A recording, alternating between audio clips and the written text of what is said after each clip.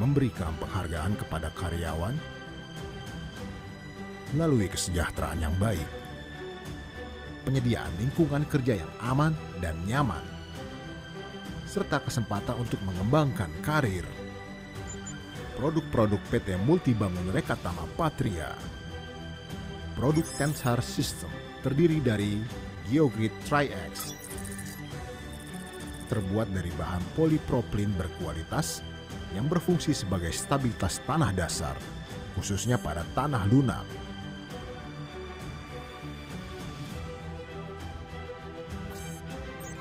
Multi-block retaining wall system.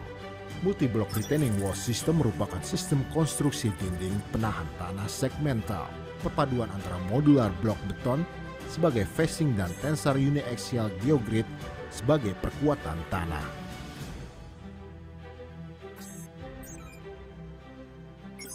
Geomembran. Geomembran terbuat dari polimer plastik yang bersifat kedap terhadap cairan.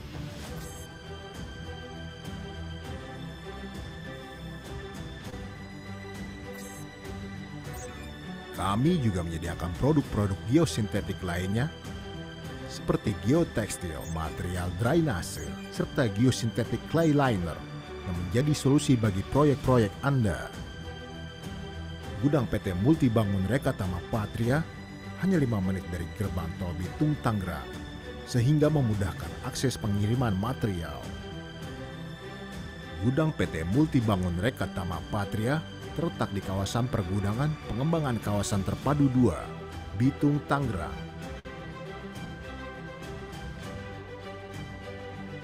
Yang mempunyai luas 3.300 meter persegi yang dapat menampung material geosintetik dengan pengaturan dan penyusunan material yang tertata rapi.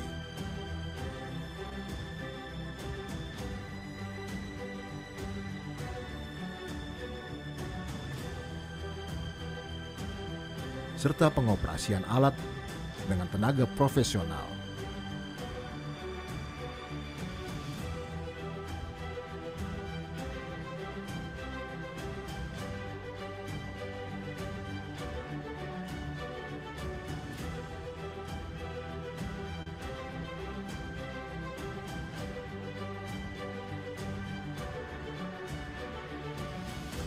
Kami pastikan material geosintetik tetap terjaga kualitasnya hingga sampai di lokasi proyek.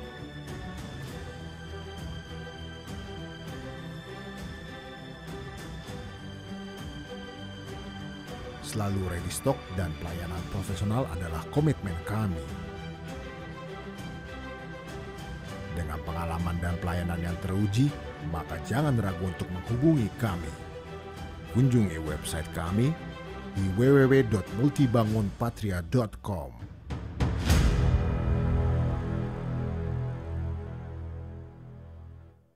Setelah sukses mengadakan workshop dan webinar pada beberapa tahun sebelumnya dengan antusiasme dan testimoni yang luar biasa, dengan ini kami mempersembahkan Multibangun Engineering Hub.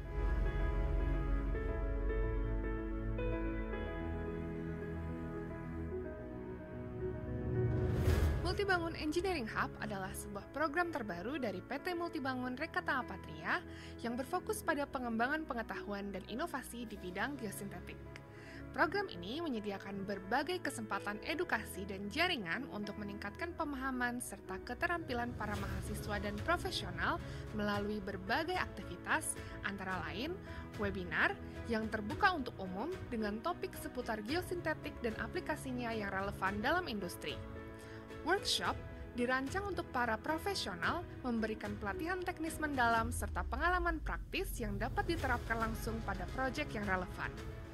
Multibangun Goes to Campus adalah program khusus yang menghadirkan kuliah tamu dan workshop yang dirancang khusus untuk mahasiswa teknik sipil menghubungkan dunia akademik dengan wawasan industri. Dengan menghadirkan sesi yang diisi oleh para ahli, studi kasus nyata, serta diskusi interaktif, Multibangun Engineering Hub bertujuan untuk meningkatkan pengetahuan dan pemahaman industri mengenai aplikasi geosintetik yang lebih luas, mendorong inovasi dalam pengembangan konstruksi dan infrastruktur yang lebih efisien dan berkelanjutan, serta membangun koneksi yang lebih kuat antara mahasiswa dan profesional melalui kesempatan jaringan serta pengalaman belajar secara langsung. Melalui kolaborasi antara teori dan praktik, Multibangun ingin memiliki andil dalam memberdayakan semua lapisan stakeholder yang terdiri dari insinyur, kontraktor, hingga calon pemimpin industri untuk mengintegrasikan teknologi geosintetik dengan lebih efektif dalam setiap proyek yang mereka kerjakan. Jangan lewatkan setiap event yang Multibangun Engineering Hub adakan dan bersama menciptakan solusi rekayasa yang lebih cerdas, berkelanjutan, dan inovatif.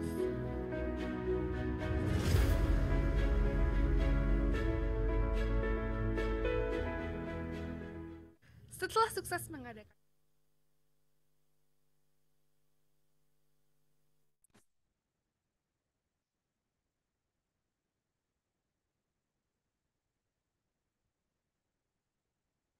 Selamat pagi Bapak, Ibu, dan Sobat Multibangun dimanapun berada. Senang rasanya saya, Dwi, dapat hadir kembali kepada Anda di webinar kali ini. To everyone streaming from outside Indonesia, we welcome you to this webinar. For your information, this webinar will be conducted in Bahasa Indonesia, but the presentation and Q&A will be in English. Webinar ini merupakan webinar ketiga dalam rangkaian program terbaru kami, yaitu Multibangun Engineering Hub. Terkait program Multibangun Engineering Hub, untuk Bapak Ibu dosen yang mungkin ikut hadir secara online pada pagi hari ini, kami sampaikan bahwa Multibangun terbuka untuk kolaborasi dengan universitas maupun organisasi atau himpunan mahasiswa dalam mengadakan Multibangun Goes to Campus.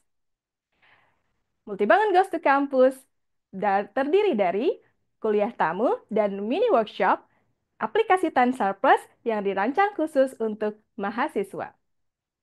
Untuk next MGTC, Multibangun akan mengunjungi Universitas Jenderal Sudirman Unsud di Purwokerto. Bapak Ibu, Sobat Multibangun, berikut kami tampilkan cuplikan video acara Multibangun Goes to Campus yang sebelumnya diadakan di UNS. Acara ini selain dihadiri oleh Sivitas Akademika, juga Dinas PUPR Jawa Tengah, serta perwakilan HARTI di Jawa Tengah. Simak keseruannya.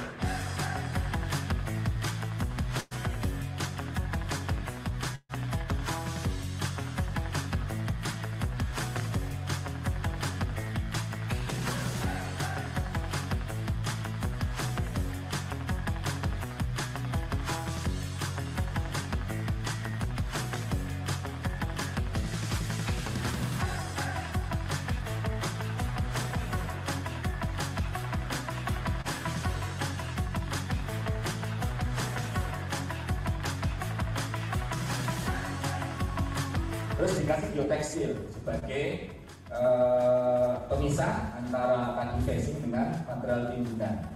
Gitu. Karena timbunannya di belakang bisa macam-macam, bisa granular, bisa tanah merah biasa, itu bisa. Tipe ini NX750, kemudian yang sini tipe yang lebih kaku lagi, NX850. Nah itu diuji traffic tadi, full scale tadi. Kita menggunakan ini agar jalannya lebih awet dan tidak gampang rusak, gitu.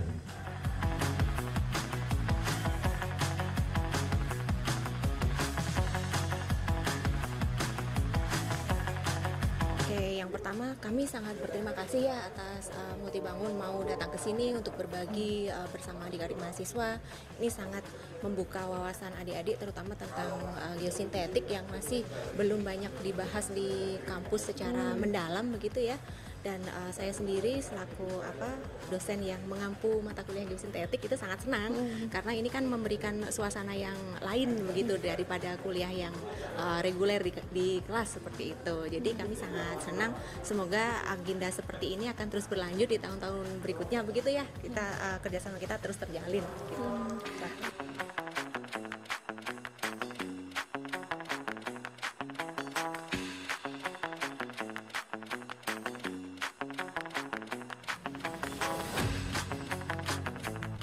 Kalau untuk pilih visit itu akan ada muncul satu lagi full dan empty load. Karena tadi penjelasannya adalah visit itu ketika berangkat ada full load, ketika pulang ada empty load. Wall and slope yang tadi termasuknya adalah Tensar soil dan Tensar plus.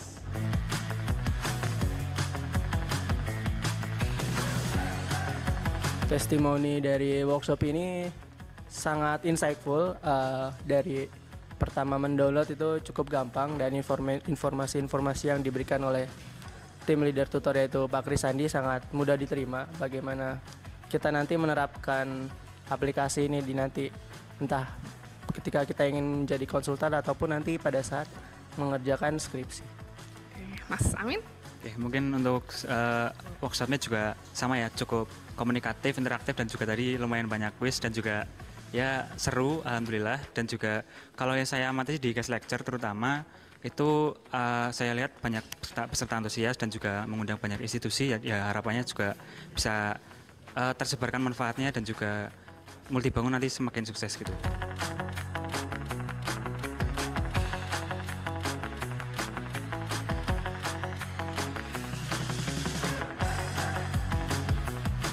Untuk kesan-pesan dari acara ini sangat menyenangkan dan juga menambah insight baru mengenai geosintetik, apalagi untuk angkatan 2023 semester 4 seperti saya.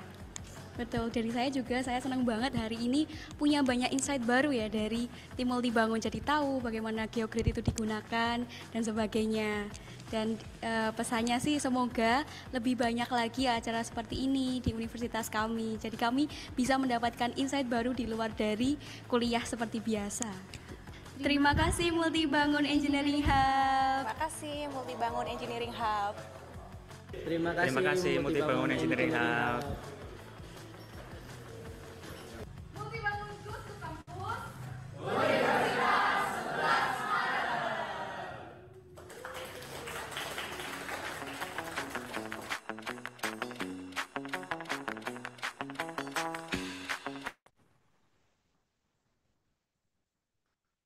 Nah, Bapak Ibu, jika kampus atau organisasi Bapak Ibu berkenan untuk join Next Multibangun Goes to Campus, silakan hubungi kami pada kontak berikut ini. Baik, Bapak Ibu, Sobat Multibangun. Selanjutnya, tanpa berlama-lama lagi, kita akan segera mendengarkan presentasi dari pembicara utama kita, Insinyur Lau Jiunn. Sebelum itu, saya akan membacakan profil beliau. Insinyur Lau Jiunn adalah Design Manager at East Asia dari Tensar, yang telah menempuh kualifikasi akademiknya di University of Putra, Malaysia, dengan gelar Bachelor of Engineering with Honors, First Class Honors. Beliau ahli di bidang Geosynthetic Applications, Soil Stabilization, and Reinforced Soil Structures. Beliau merupakan Professional Engineer yang terdaftar pada BEM dan ASEAN Chartered Professional Engineer. Insinyur Zhou merupakan corporate member of IEM dan juga saat ini menjabat sebagai Technical Division of Geotechnical Engineering in IEM as a committee. Memiliki berbagai pengalaman meliputi desain dan konstruksi pekerjaan perbaikan tanah, fondasi dangkal dan dalam, desain basement, analisis stabilitas lereng, struktur penahan tanah, dan penentuan trase jalan raya. Luar biasa ya Bapak Ibu. Baik, Bapak Ibu dan Sobat Multibangun, apabila dalam penyampaian nanti ada pertanyaan, silahkan langsung saja menggunakan fitur Q&A yang terletak pada bawah layar Anda. Dan harap disampaikan dalam bahasa Inggris ya pertanyaannya. Pastikan tetap stay tune sampai akhir acara nanti, karena kita akan ada kuis yang pastinya seru dan berhadiah. Simak keseluruhan presentasi karena pertanyaannya akan seputar dari presentasinya nih Bapak Ibu. Oke, ladies and gentlemen, Insinyur Joe, are you ready? Yeah, good morning. Yeah. Okay, Yes, ladies ready. and gentlemen, Yeah. please welcome Insinyur Lau Jiunn from Tensar. Okay, let me share my screen. Is my screen showing okay? Joe. Okay, screen okay, your voice is clear. Okay, thank you. Please. Thank you for the kind introduction. Very good morning, all. So my name is Joe. I'm the design manager of Tensar International Limited. I'm based in KL. So today my topic will be on stabilizations of Hall Road.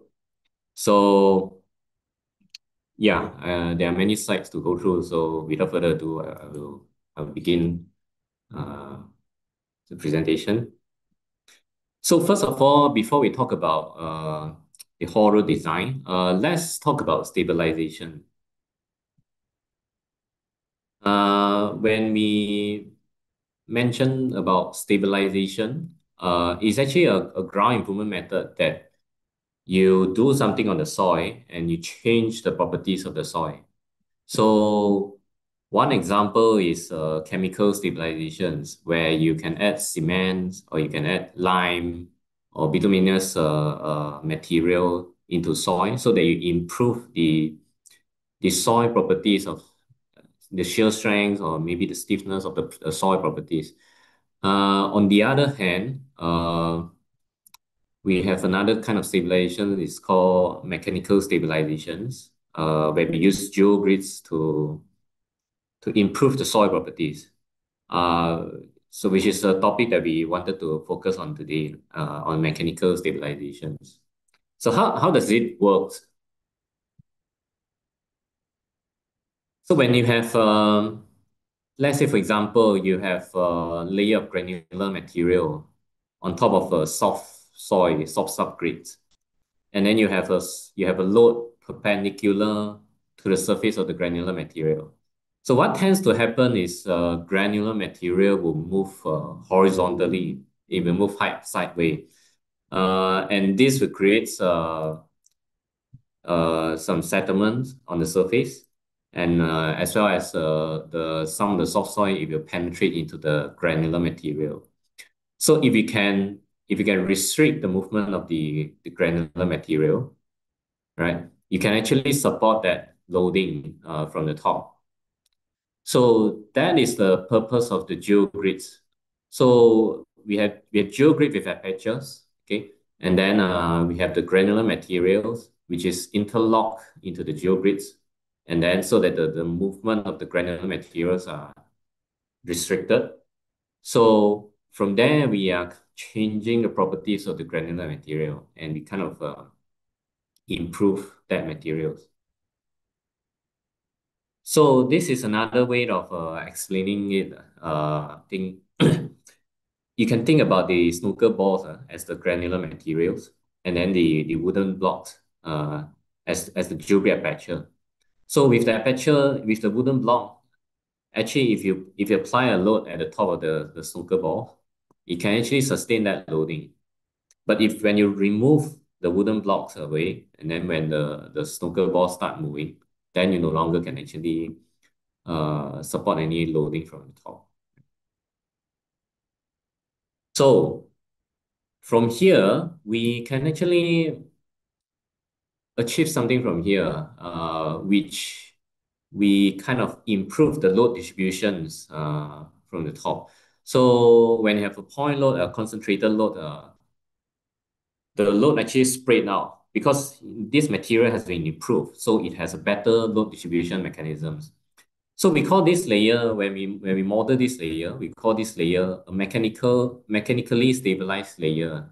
So in short, we call MSL. So this is how we achieve soil stabilization.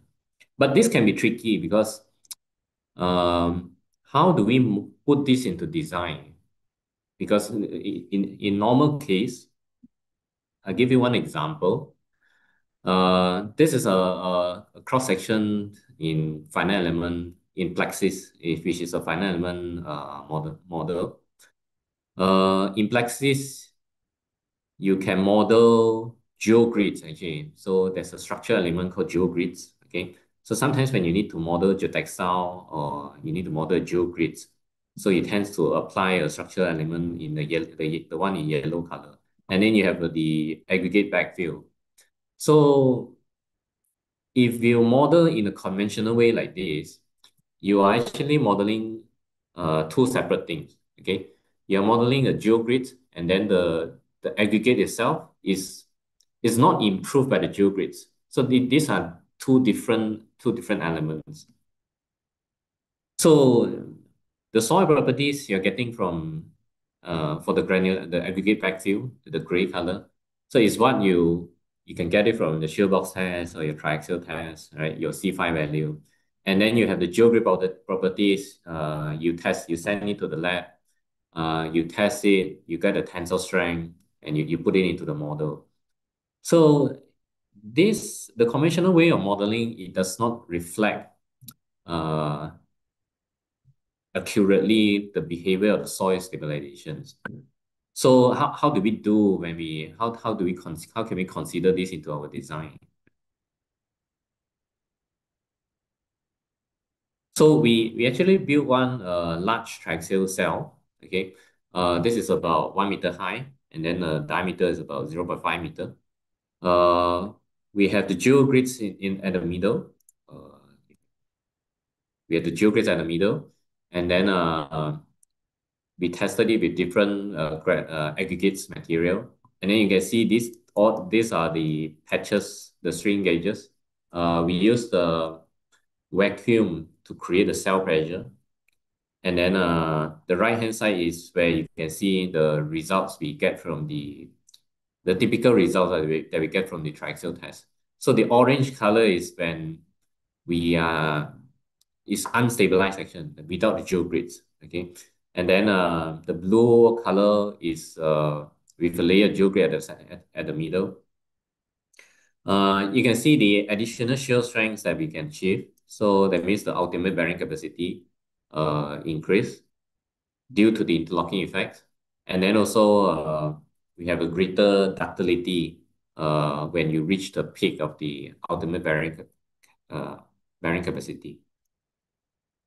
So we create one model from this. We call this model TSSM, Tensar Stabilized Soil Model. So this is a plot of sigma 1 versus sigma 3. So sigma 1 is the vertical load from the top. Sigma 3 is the cell pressure. So we can see, so the black line is unstabilized, and then the red line is stabilized. So that's the improvement that we can achieve from the stabilization effect. So from this basis, we actually can actually put into different design method. So based on this basis, we came out with a design method for bearing capacity. And then also we extended that design method for road design, because road design is slightly different. It's not just the bearing capacity analysis. Yeah. This is how it looks like when you compress that triaxial cell. So of course, this is about 100 times accelerated. So if you want to know more about this, there are some papers that we published. This is published on the Canadian journal on the TSSM model. So we understand about how we can achieve stabilizations in root design. Let's look at some of the influence of different geogrid types in stabilizations. So Tensar, we actually invented geogrids in many years ago, in the late 70s actually, and in fact late 60s. So the first stabilization geogrids we introduced to the market is a rectangular biaxial geogrid at the left hand side. And then slowly we changed the shape a little bit. We changed it to square biaxial geogrid. And then in the 2000, we have the triangular shape of geogrids. I think many of you should be familiar with this. And then recently, 3 years ago, we changed the shape again, and then this is the latest geogrid that we call InterAx geogrid. So how this changing in shapes and then the different properties, it affects in terms of the road the stabilization performance. So if we talk about road performance, what are we measuring? We are measuring the deformations of the road. So how much the road can deform, and until certain magnitude, we can declare that the road is not functional anymore. So how can we measure the deformations, right? We have to do it through performance tests. So here's another question. What is a performance test, right? So you can see from the left-hand side and the right-hand side, these are two different tests. The left-hand side is what we call index test. So index test is you take a sample of geogrids, okay? So sometimes you specify some geogrids on your site, and then you took a sample of the geogrid or any geotext or any geosynthetic like geotextile or geomembrane or whatever. You send it to the lab. You test the properties. What's the tensile strength? What's the strain and things like that. This is more for QA QC purpose. We won't know what's how to get the performance from index test. On the right is where we build the road under a control conditions, and then we apply a load. So this can be a static load, it can be a trafficking, it can be a cyclic loading or trafficking test like this. And then we see what's the performance when we build this road with certain thickness. So if you're familiar with the AASHTO road design method, AASHTO is actually derived from a performance test. You can see in the late 50s, they built a trial roads, okay, with different section thickness, and then you can see different trucks with different loadings. So from there, this is how the design method actually derived from the performance test. So we also do our performance test because we want to understand how the stabilizations perform. So we have many experience testing with the TRL, Transportation Research Lab. It's a lab from the UK. So here's an example. We tested with different sections. We have the control sections.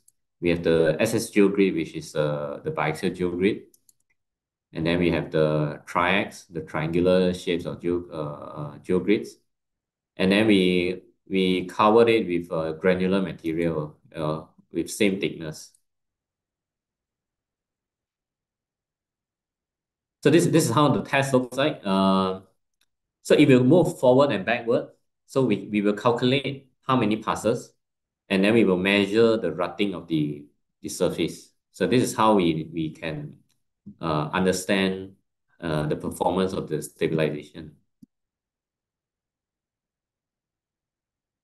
So the typical results that we have, so here's the deformation versus number of passes. We have the control section. We have the SS geogrid, and then also the triaxial geogrids. So you can see the improvement when we transit from biax to triax. Biaxial geogrid, if you take about 25 mm of deformation, is about 2,000 passes. Whereas triax, we can achieve about 7,500 passes. So So we ask ourselves, when we first introduced this triaxial geogrid, why this actually works better than the biaxial, right? In fact, the ultimate tensile strength of the biaxial is actually larger than the triax. So biaxial, if you send it to the lab, you can get 20, 30, or even up to 40 kilonewton. But if you test it with triax, you get a very low numbers. So this is a literature that we review. So it's a paper from Brown. You can see from the y-axis, we have the settlement after 30,000 load cycle. X-axis is the aperture size. So you see numbers from the graph, the 40, 20, 25. These numbers are the tensile strengths of different geogrids. So we can't find a good relationship between tensile strength and settlement. So higher strength doesn't mean it perform better, or vice versa. Lower strength doesn't mean it doesn't perform. So it's not depends on the strength, right? So and we when we first introduced triax, we also understand more about the load distributions. So most of the load distributions are three-dimensional. So normally we draw a 2D, right? We split like 40, 45 degree to two-dimensional. But in fact, in real case, it's actually three-dimensional. So the shapes actually, it helps due to the radial, it provides a good radial confinement for that, right? On the other hand, we also believe that when we make the geogrid not that stiff, as rigid as, so the biaxial are very rigid. So the triax, it deforms slightly when you tension it.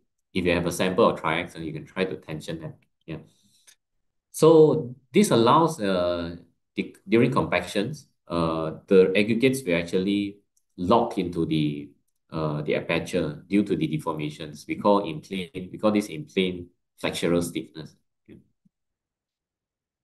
So over the years, our evolution of geogrids, we try to improve the confinement so that it can lead to a better stabilization performance by doing something on the shapes, and also the junction, the layers. You notice that this is white in color. So we did something on the surface to improve that, right? But one very interesting point is the geogrid strength become lower and lower when we uh, introduce a new geogrids. So yeah, this is important. If I understand, there's a quiz later, so please pay attention about this. There are some. Let's talk about some misconceptions in road stabilization. This is based on our experience, and also a lot of literature that we found. Yeah. So in many cases, in the past, when we design for roads, especially for unpaved road, so in fact, most of the methods actually introduce the use of geotextile for road design. So these design methods are developed based on the tension membrane effects, right? So you can imagine the red colored dots are the geotextile. So geotextile normally they are flexible. So these are made from synthetic polymer fabrics. So they are flexible, like our t-shirts or the clothes that we are wearing, right? And then you build with you place the granular material and also the loading from top. So what tends to happen is the geotextile will deform because it's flexible. So this deformation is actually very important because when you deform, you actually mobilize the strength of the geotextile. So imagine a rubber band. If you extend it, if you pull it, okay, you will feel the resistance because the rubber band actually is mobilizing the strength due to the tension. So the same happen in this case when you have tension membrane, the geotextile deform and it mobilizes strength. So this is the same concept when you take a hammock as an example. So the loads from the humans, and these are for a vertical load from the top. Okay, the hammer need to deform so that it gains the strength. So the strength is very important. And then second important crucial point is you need to anchor both ends of the geotextile. So in this case, the hammer. Right? So what tends to happen during construction is there will be a lot of deformations when you build the unpaved roads.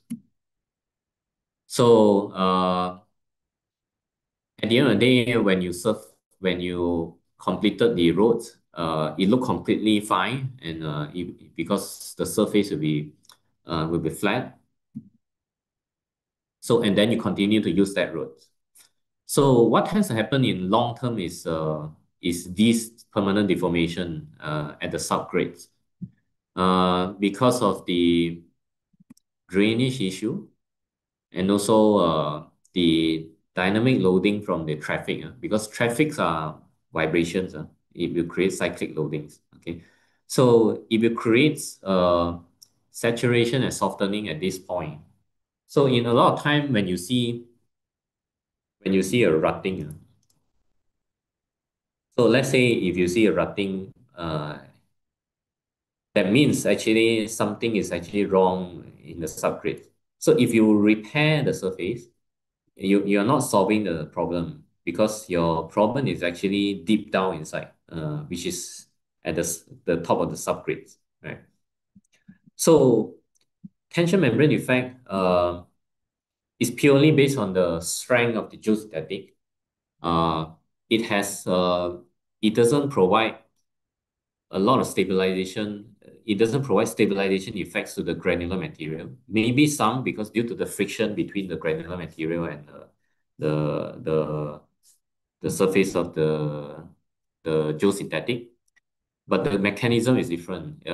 Most of the works are being done by the geosynthetic.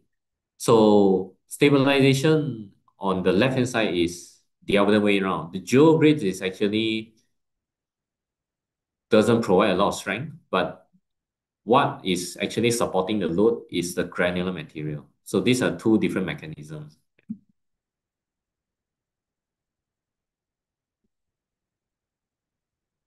So this video is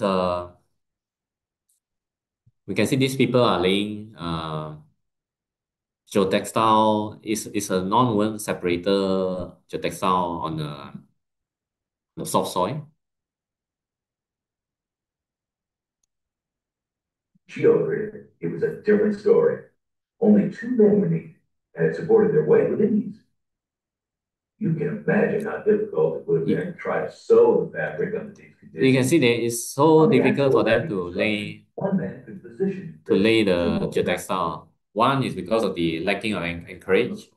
So the geotextile cannot mobilize its strength. But when you lay the geogrid, so even without the granular material, you get some sort of load distribution at the surface. Yeah. So now we understand effect of stabilizations and also some of the misunderstanding of stabilizations. Let's look at how to design a haul road with stabilizations. Okay. So what are the benefits of stabilizations in road design? The two main benefits, I would say, one is to reduce thickness. So conventionally, you need a very thick road, and you can reduce that the thickness of the granular material.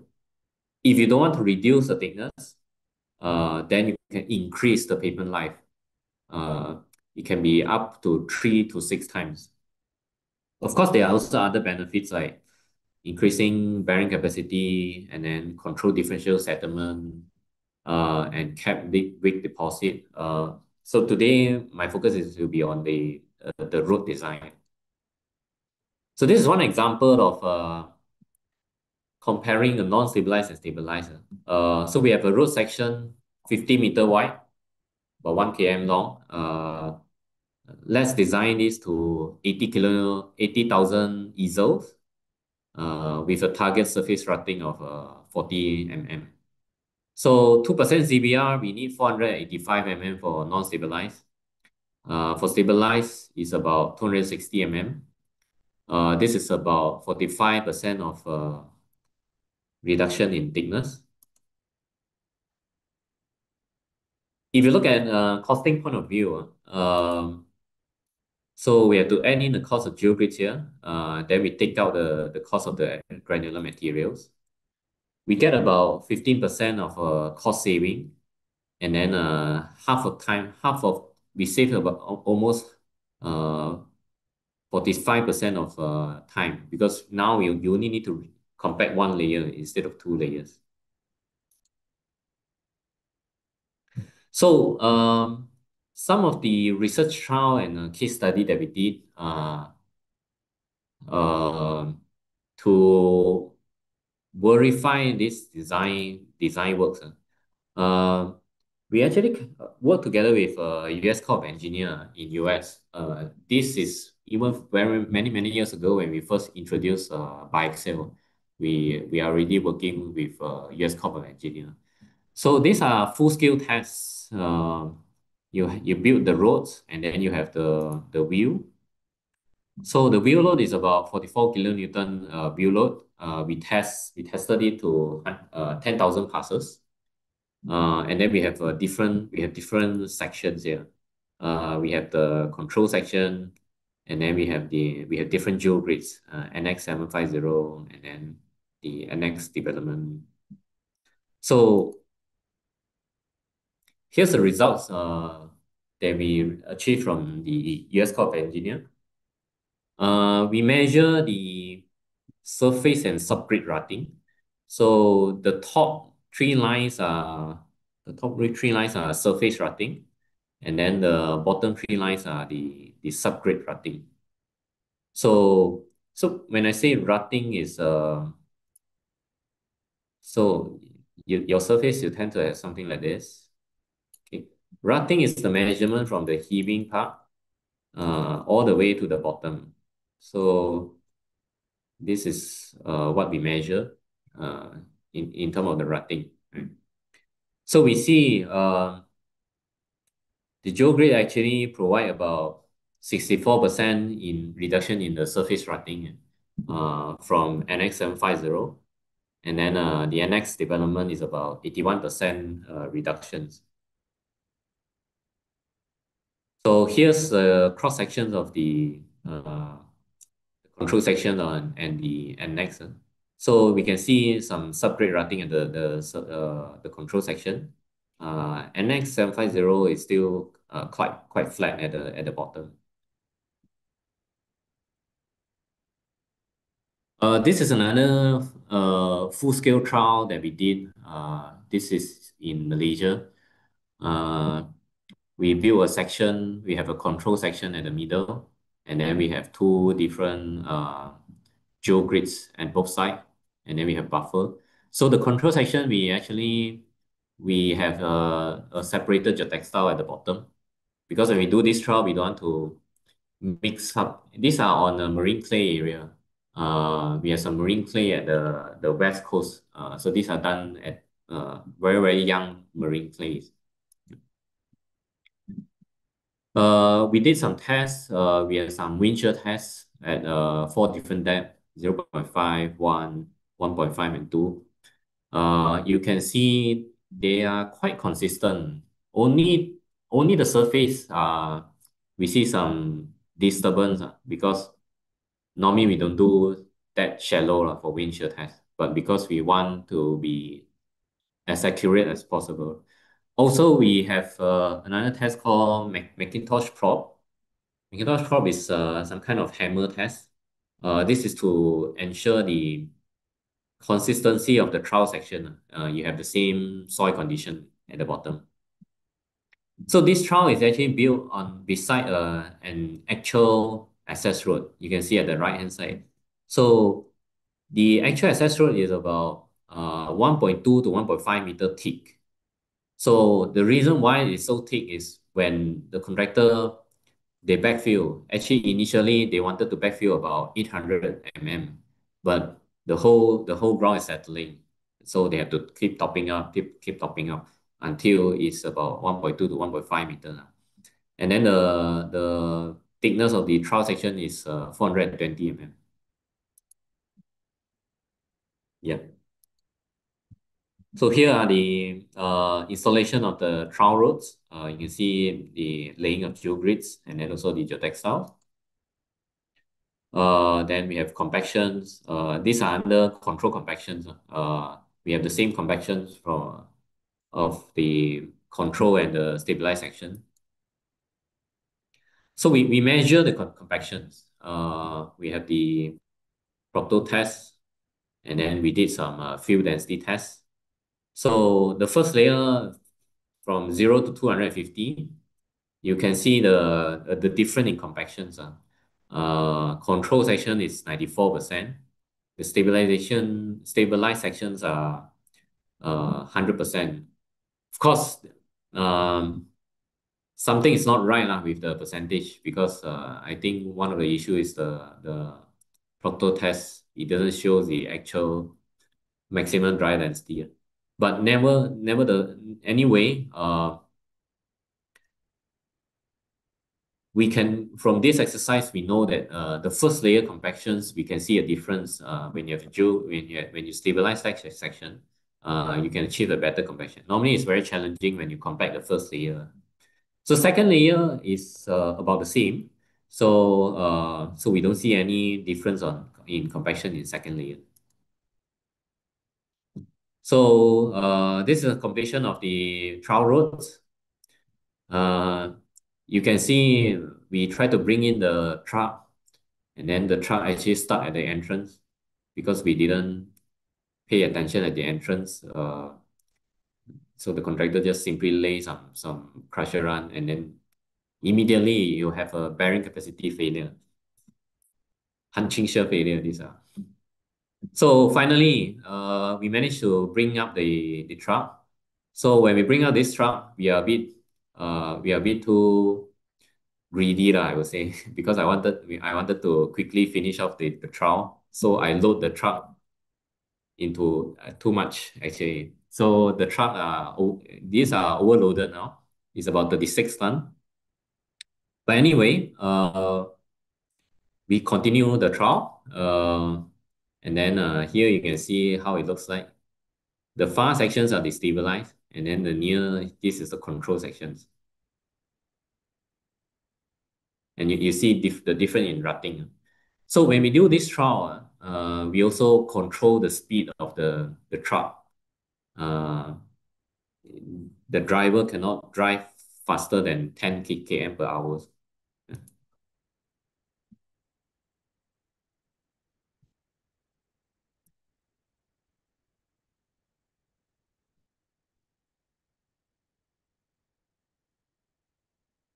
So very quickly, we have to repair the control section because the control section is at the middle. To continue the test and to prevent the truck stuck into the control section again, we have to repair that and then stop taking measurement. But you can see here is the average results from the control section and the stabilize. Because we measure left and right, and then we have multiple points. So to ease for presentation purpose, I average the results here. So we can see control section fail very quickly. If you convert to easel, it's about slightly less than 3,000 easels. Then we have to stop. but the stabilization just continue, and then we actually continue all the way until near to 24,000 ESOs. Also, some of the case studies from Indonesia. This is from Prabu Muli, Sumatra. It's a haul road with very, very bad soil conditions, about CBR less than 3%. This road is to support 100 ton of oil drilling rig. And then you can see the truck actually stuck into the existing roads. So this was, I think, 2019. We built the road with the triaxial geogrids, okay, with compactions.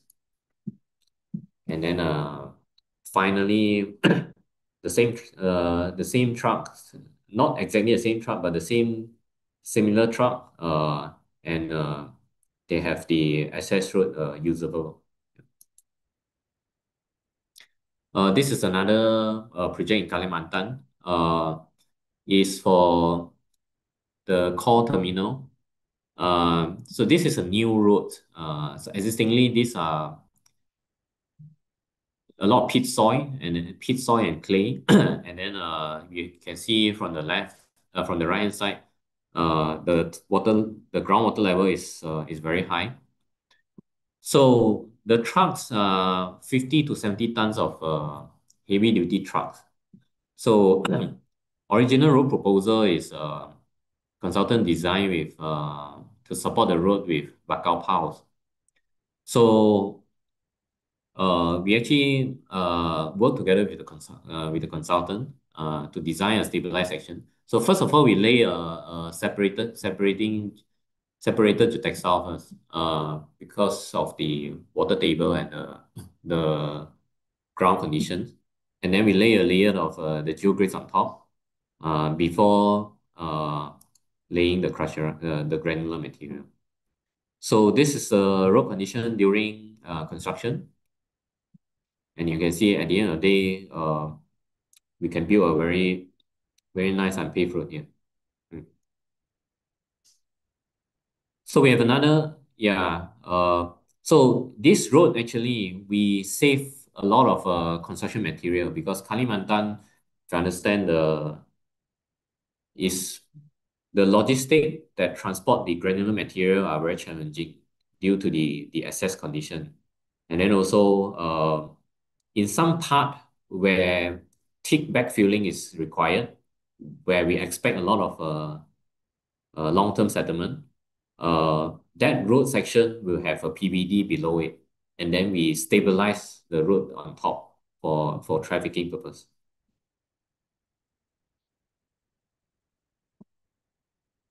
So this is another project, Kuala Tungkau Jambi Access Road.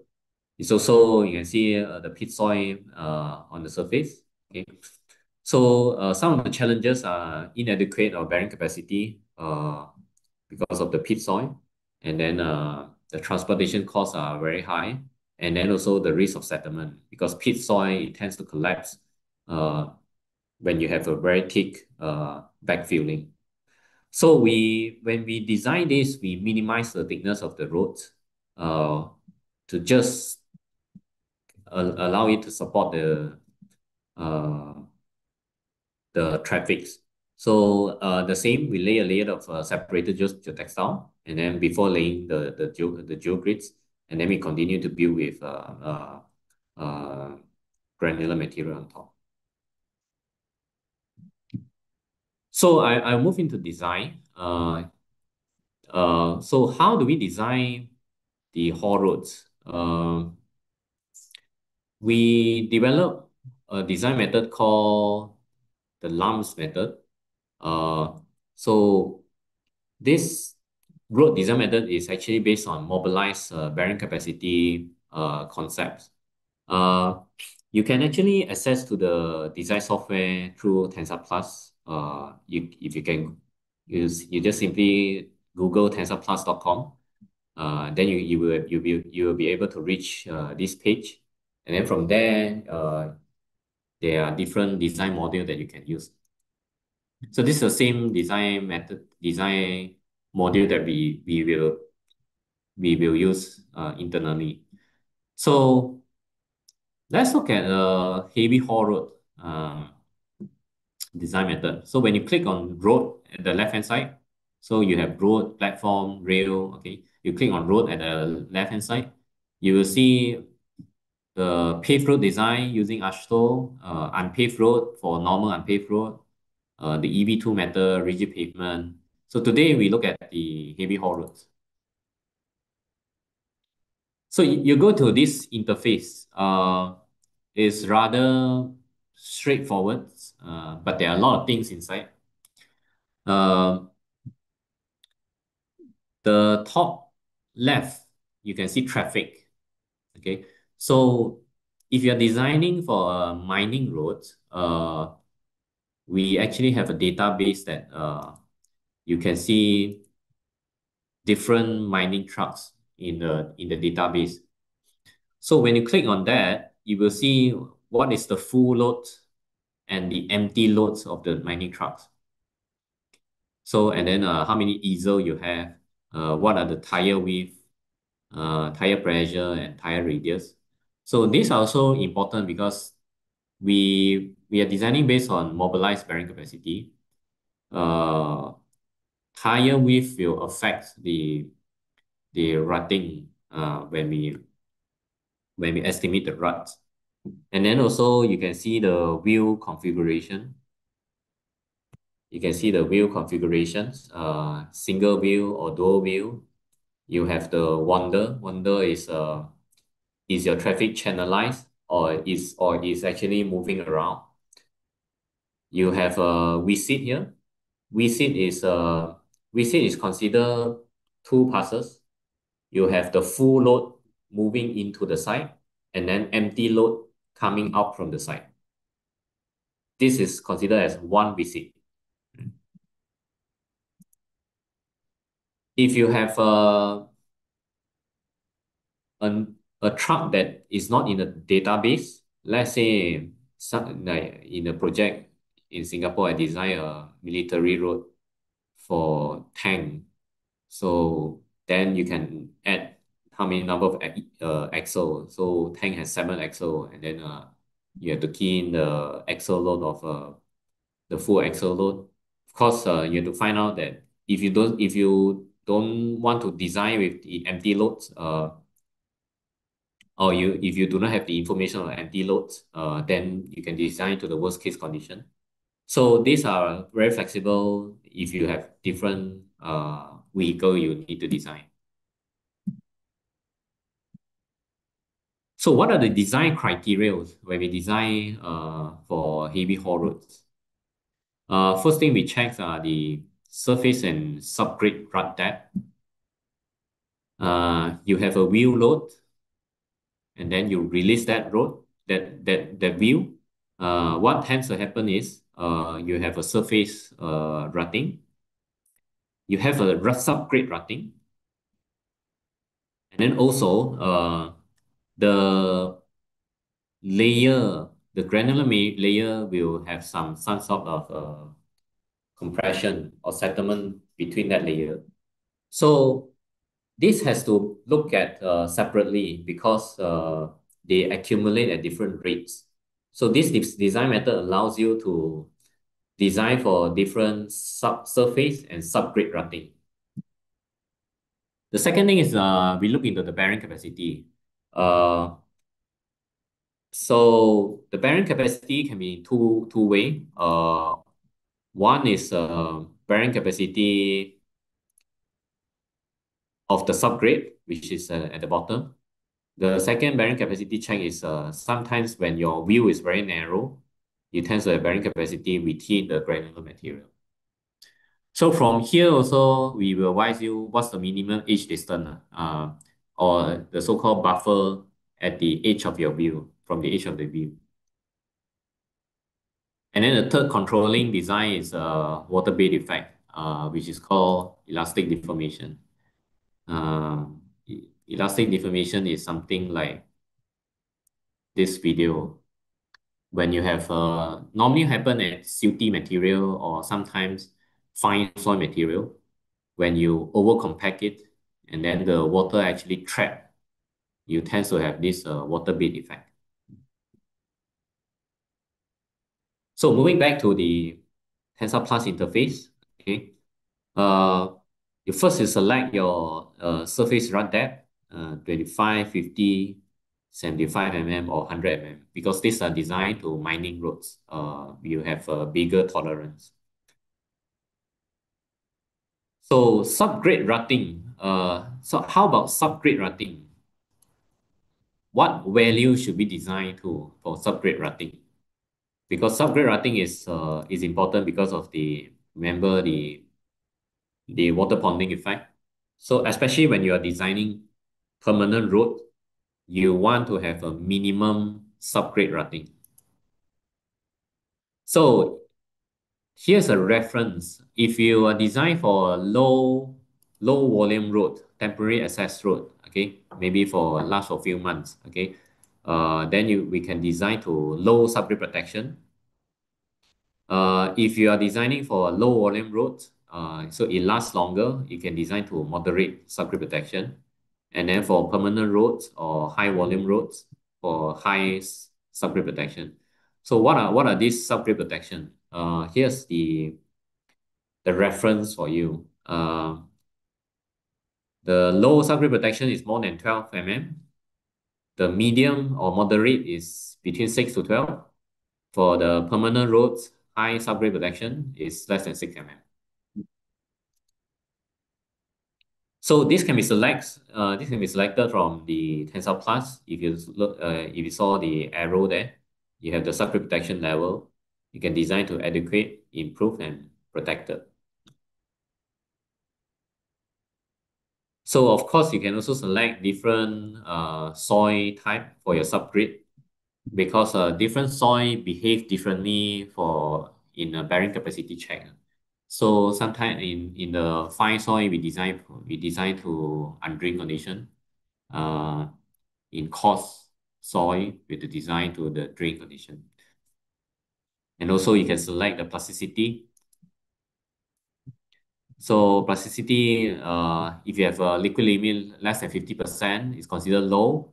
So when you click that, you can select high or low. Right now it's on high. And then when you have a liquid limit less than 50%, it's considered as a high plasticity. This will affect the thickness of the design. Next thing is design for water bead effect. You can see here you can select if you have water bead effect that you need to consider something like this. So there's a allowable elastic deformation that you can key in. So not to worry about this what number that you should put. When you click on the question mark, you can see there's a small question mark there. There's a recommendation that guide you what value you should use. So for temporary roads, normally you allow for larger elastic deformation between 18 to 25. For permanent roads, it's less, between 6 to 12. So if you look at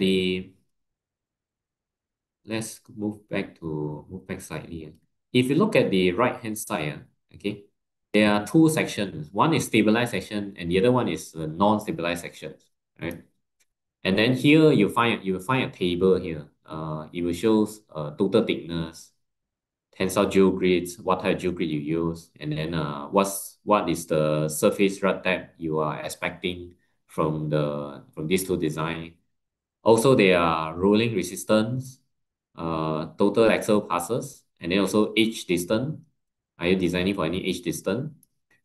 Subgrade protection level, you have this is rutting at the subgrade, and then controlling design. Remember the three controlling design? So that means the stabilized section is controlled by the subgrade protection level, but the non-stabilized is controlled by surface rut depth. That means this is critical in this design.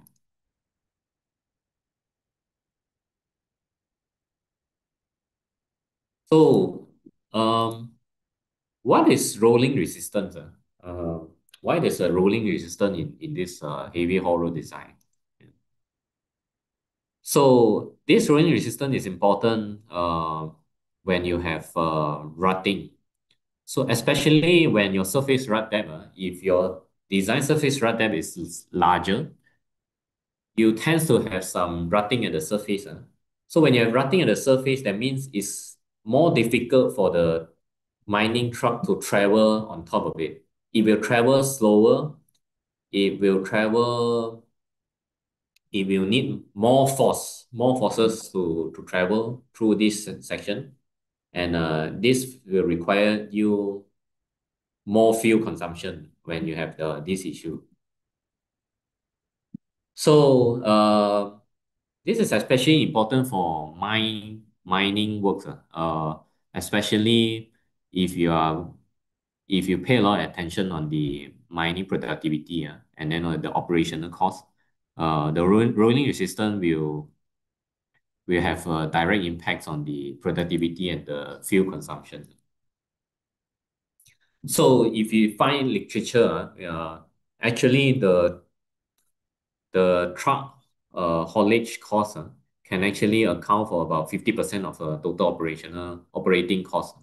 So a 1% increase of the rolling resistance it will leads to 26% decrease in truck speed on flat ground. So this is why we have this rolling resistance index for your reference. Edge distance, remember, edge distance is the distance from the edge to the slope. This is to prevent the localized slip circle failure. So if you click on the value tab on top, it will lead you to this page. What you can find from here is you can check what's the construction cost in terms of comparison, the construction time, and also the environmental cost. There's also one box is additional cost where you can find your truck visits, fuel required, and also water required. This is the output that you can generate from the software based on your inputs, and then this will be your recommendations for your own project. Yeah. So yeah, I think that's it from my side. I hope I hope I do bring some value and you learn something from this session. Maybe some of you may be familiar already with these applications, but I believe every time maybe you will learn some small details from this. And thank you very much. If you have any questions, I think you can put it into the chat box. So I'll pass back to host.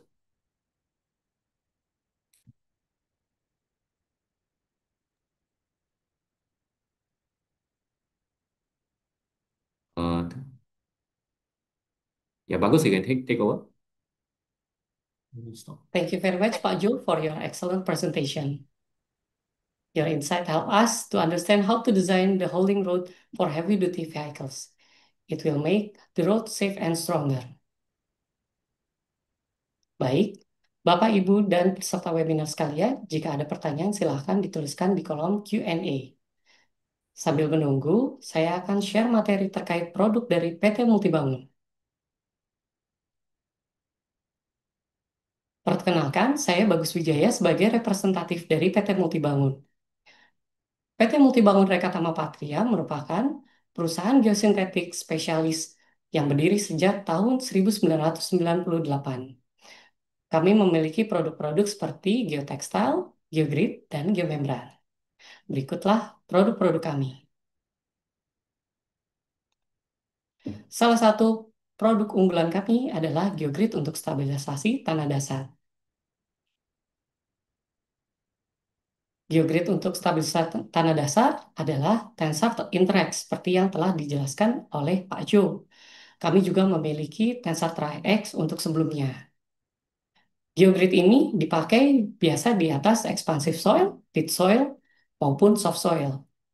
Kendala-kendala yang dialami dari tanah-tanah tersebut adalah differential settlement dan juga membuat jalan menjadi sulit untuk dilalui dan rusak.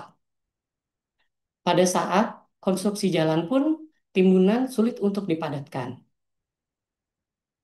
Jadi keuntungan menggunakan geogrid InterAx adalah pertama interlocking antara agregat dengan geogrid membentuk MSL sehingga mengurangi differential settlement, memproteksi agregat, subgrade, serta mengurangi timbunan dan memperpanjang umur jalan. Dan yang paling penting adalah mudah dalam pelaksanaannya. Berikut adalah penggunaan geogrid TriX ataupun InterAx sebelum dan sesudah.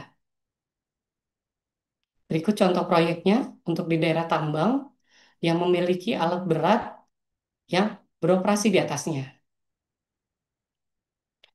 Kami juga memiliki geogrid untuk perkuatan lereng dan DPT, yaitu Geogrid Uniaxial 500 Series. Geogrid ini dipakai pada sistem perkuatan lereng dan DPT untuk reinforced soil slope dengan kemiringan lereng lebih kecil dari 50 derajat. Dan ada juga wraparound retaining wall system antara kemiringan lereng 50-75 derajat. Dan untuk Sierra Escape retaining wall system, kami dapat dipasang di lereng dengan kemiringan 70 hingga 87 derajat. Ada juga yang mendekati 90 derajat dapat menggunakan multi-block retaining wall system dengan kemiringan 86 hingga 87 derajat. Berikut contoh proyeknya untuk reinforced slope system. Ada juga proyek untuk wraparound system yang dapat ditempelkan rumput kebalan menjadi green slope. Ada juga untuk di daerah tambang dan juga di daerah remote area dapat menggunakan Sierra Escape retaining wall system. Dan untuk di daerah perkotaan ataupun perumahan yang memiliki lahan yang sempit dapat menggunakan multi-block retaining wall system. Kami juga memiliki HDPE geomembran premium dari Witex yang biasa dipakai untuk artificial lake, untuk kolam limbah, lining earth, dan lain-lain.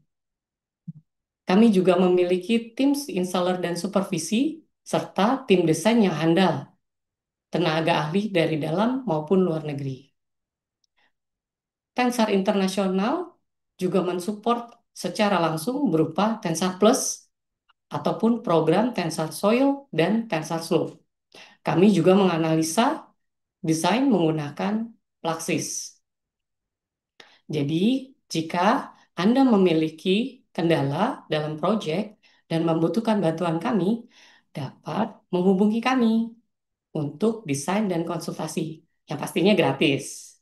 Jadi, terima kasih. Oke, Pak Jo, I'll give back to you to answer the question in the Q&A session. Thank you, Pak Bagus. Okay, thank you. Okay. Wow, very long questions.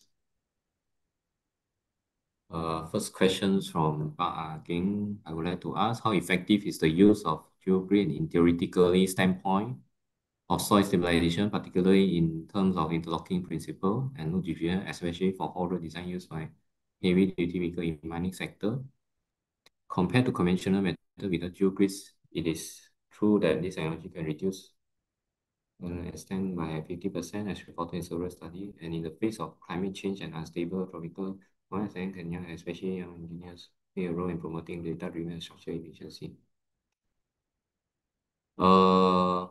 Okay, I'll try to answer this. So in fact, all our design methods are actually derived from full-scale testing.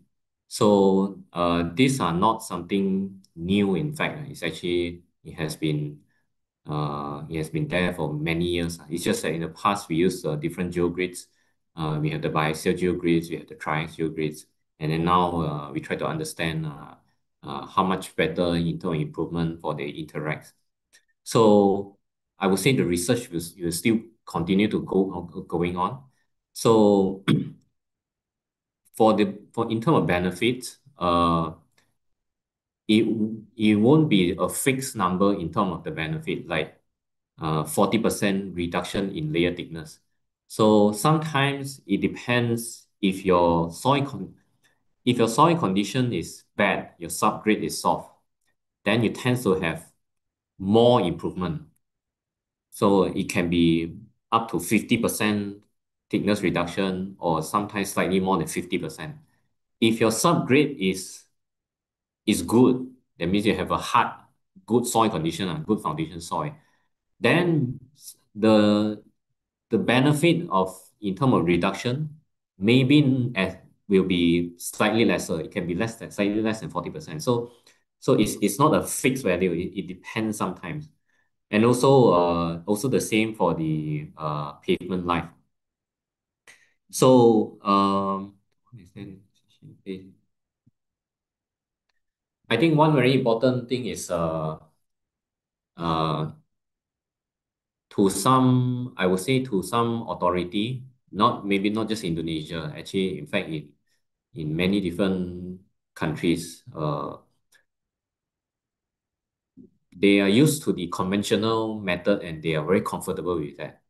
For example, in Thailand, they have been using cement stabilization for so long. Despite there are some downside from cement stabilization, but it's in their policy. They have been using that for so long, and they are comfortable with that. So when we introduce mechanically stabilization to some countries, it can be something new to them. So it would take some time to educate the market, and so that they're comfortable with these applications. So in fact, actually in Indonesia, we have been using this for quite long already. But Indonesia is huge, and then also there are some challenges in some of the introducing with some of the authorities. So not everyone can accept, but this is something that can benefits uh, the market, I would say. I hope I answer this question. Second one, bagaimana pengaruh karakteristik mekanik dan material geogrid atau performa suatu dalam penggunaan elemen FEA? Tantangan utama memudahkan interaksi antara geogrid dan aggregate backfill, simulasi elemen, dan sejauh mana FEA bergantung representative geometry. It's in bahasa Indonesia, but I can understand, but correct me if I'm wrong, or somebody please correct me. So if you want to model this in finite element, there are two ways of modeling this. One is we use the TSSM model that I showed it at the beginning. We have a user-defined soil model. It's actually developed from the lean the molecular method, LEPP, linear elastic perfectly plastic method. That's one way. You can send me an email, then we can provide you the user-defined soil model. The second way of modeling is we use the cohesion method, the effective cohesion method. That means you add certain cohesion to stimulate the stabilization effect. So this method can give you a quick answer, maybe not as accurate as TSSM, but it can give you a quick answer. But there are limitations in when you model in finite element, because finite element you can only model in most of the time you can only model static load. So if you are checking bearing capacity, uh, that can be quite useful for you. But if you are designing for trafficking, because trafficking is a cyclic loading, and then the routing accumulate. So we don't usually use finite element to model that. But for static load, yes.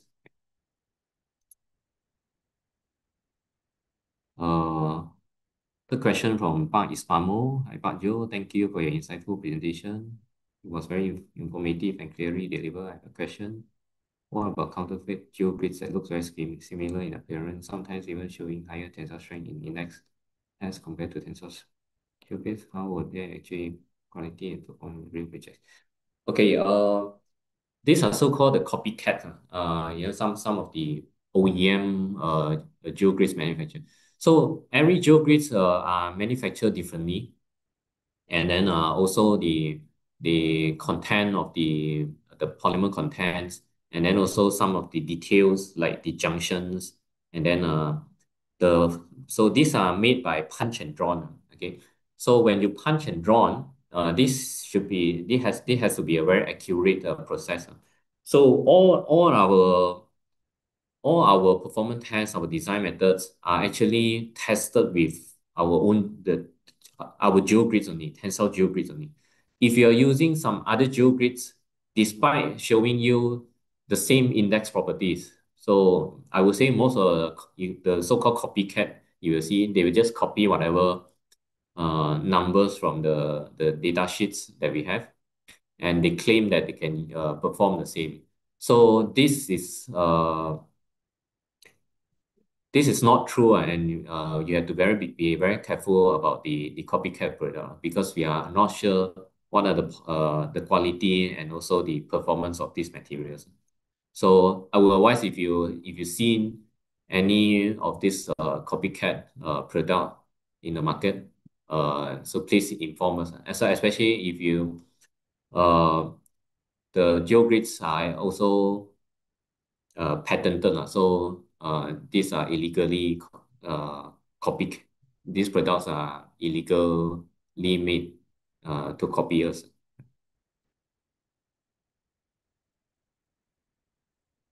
Okay, next question from Yuri. I would like to ask, as a junior geotechnical engineer focusing on optimizing mining infrastructure in tropical region, I see a major challenge in maintaining the stability of hauling road that ensure that handle extreme loads from heavy duty vehicles on daily basis. In this context, is it true that the use of InterAx geogrid is not just practical solution, but has also potential to shape road design that means all soil behavior and structural, not just practical solution, but also have potential to shape road design approach from solid material base.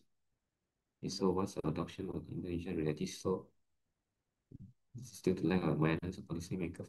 Okay, yeah, I understand your question will be why the use of mechanical stabilization is still relatively slow in the Indonesian market. This could be due to some of the design guideline, because a lot of design guideline are material based, and then they focus on index properties. So in fact, this is not just an Indonesia problem. In many markets also, they are material based, because material is easy to measure. You can just simply send it to the lab and then you measure what's the tensile strength and whatever. But in road design, we don't use the tensile strength parameters is not used in the design. So at the end of the day, these numbers are just for QA/QC purpose, and it doesn't matter. So unless the guideline actually change from the focusing on the material properties into a performance specification, So that without this change, the adoption of mechanically stabilization can be quite challenging because many consultants still have to rely on the guidelines that is based on the material properties. So this has to be a cooperation between the policymakers, the authorities, and then the consultant, and also the industrial players to improve the entire ecosystem.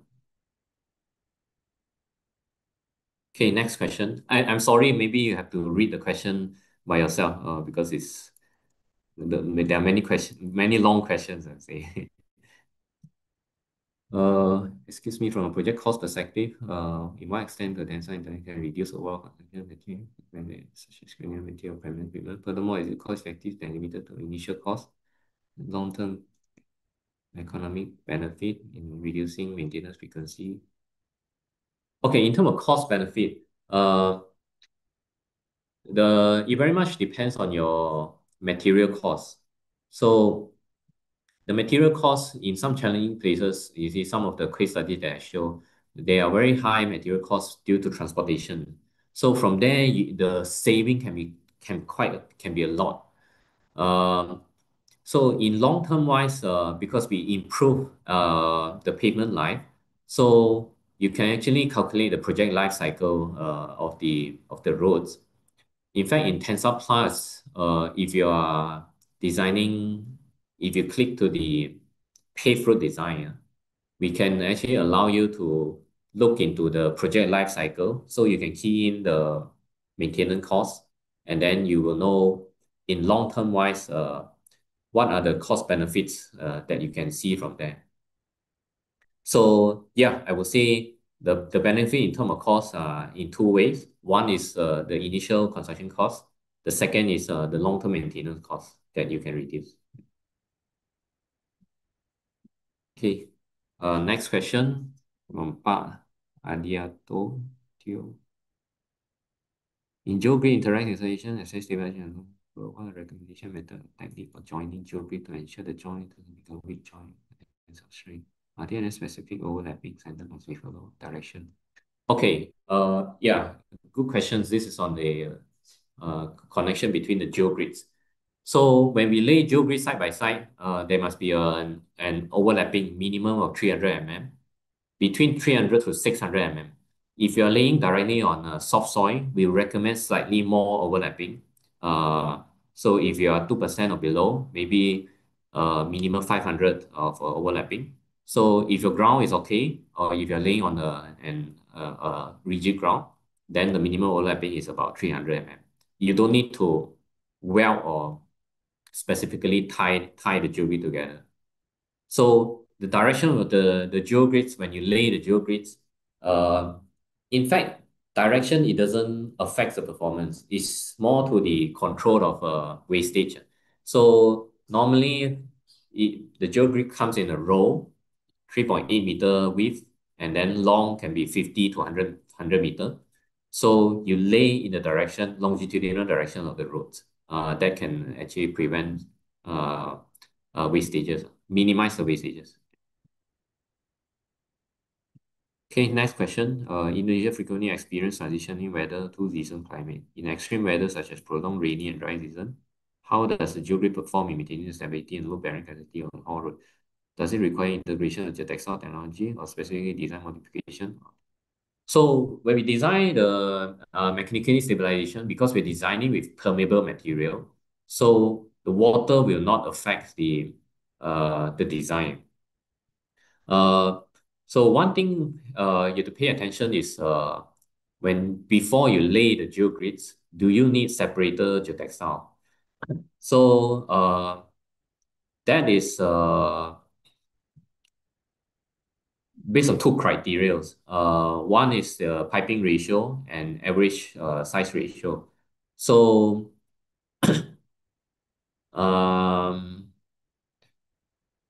if you go to Tensar Plus, our software, we have a tab that actually advises that whether do you need, I mean, there's a guide, okay? So yeah, you can key in what are the particle size of the granular material and the subgrid. And then the software will recommend you based on piping ratio and average size ratio, that whether do you need a separator geotextile. So in many cases, if you are laying on top of a soft clay with high water table, I think separated geotextile is still necessary to prevent act as a separator. But in terms of design wise, there's no effect due to the water. Next question from Hafiz. You mentioned that one variable that affects settlement reduction is number of passes.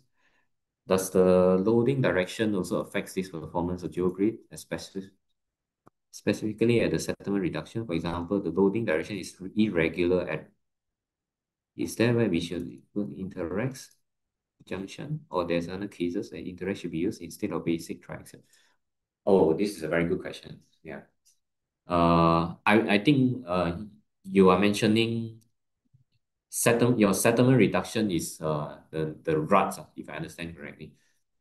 So sometimes like junction, your traffic is not channelized, so your view will be all over the place. Okay, this is called wander, that when we consider in our design method, we have something called wander. So it's the probability that the wheel moving around. So if the wheel is not channelized, the more they move, so the lesser the impact in rutting. Okay, but you raise a good point in junction. Junction has another problem because junction, especially for the heavy mining trucks, you tend to have a lot of braking force, acceleration force, and then also cornering forces. So all these forces can be considered in the design. So sometimes when we design junction, our thickness will be slightly thicker to take into account of the braking force, acceleration force, and the cornering force. Okay, so yeah, this is important. Or if you have a special area, let's say you have a truck doing 3-point turn at a certain area, that area you will notice that it will fail more quickly compared to the normal roads that is the normal channelizing roads. So junction we have to treat it separately. Next question. How does the Geogrid technology improve the long-term performance of rigid pavement under high traffic loads? What's the main difference in design technology between asphalt pavement, ASHTO, and mechanistic empirical approach? What are the main difference? In what way does Geogrid reinforcement reduce maintenance costs for asphalt and the payroll? What performance indications are used to evaluate the efficiency in road application in Tensar Plus? I think you are I think this question is more to a paved road. ASHTO and mechanistic empirical design method are two different design methods. ASHTO is actually derived by the US. Mechanistic empirical is you have to design with a different transfer function, which has a different recommendation and is more flexible. In ASHTO, it's just a formula. In mechanistic empirical, you have to look into different parameters such as the strain at the subgrades, and also the deformation at the top of the subgrades, and so on. So yeah, these are two different design methodology. How mechanically stabilization improve the road performance? So because we improve normally we will introduce the geogrids into the base layer, the base cost layer. Okay, so when we improve the base cost layer, the structural number actually increase. So in terms of easel, your pavement can last longer. So the conventional, let's say you have an existing design, your number of easel can be 1 million, but the stabilized section, you can reach between 4 million up to 6 million easels. So that's the improvement in terms of the pavement performance. What performance indicator to use? So the performance indicators are easel. Normally we design with easels. From Tensar Plus, you can see easels here. In what way Geogrid can reduce maintenance cost? So the longer the payment life, okay, that means the less maintenance that you need. So this one, as I said earlier, there's a project life cycle tab that you can utilize. From there, you can actually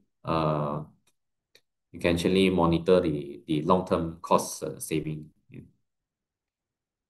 Next question, what's the impact on interlocking mechanisms when the aggregate size is too small for the geographic aperture or below specification? In some cases, the aggregate size currently does not comply. Oh, okay. This is about the aggregate size that interlocks on top of the within the aperture size. What happens if the aggregate size are smaller? So if aggregate size are smaller, it's okay. Even so some people actually ask, like, can we use sand? Do you see any improvement from sand? So like something like for coarse sand, we do see some improvement from coarse sand. Okay, so even if your particle size are as small as a coarse sand, you still see improvement. But for fine sand, you don't see any improvement. So we still recommend a well-graded aggregate profile. If you do not have that profile, then I think if you can share that particle size distribution when you're working on certain project, you share the PSD curve to us. We can try to advise you what are the parameters that you can use for your design. Because in Tensor Plus also, you can also key in the material used. What are your D50 and D38? Okay. So from there, if you key in that one, it will give you some recommendations also. But so that's, if you're too fine, try not to use a lot of material with fine. Our recommendation is you control your fine material not more than 12%. Next question. How flexible is the design of Geogrid in accommodating variation of aggregate layer thickness? And how does this flexibility contribute to optimizing road structure based on vehicle load classification and traffic intensity on housing site? Furthermore, in context of dynamic mining, there are many road and elevation. Can Geogrid easily adapt to this? Does this require repositioning? What strategy are recommended to ensure long-term performance and functionality under such? If you want to change, okay, hang on. Sorry, let me read that again.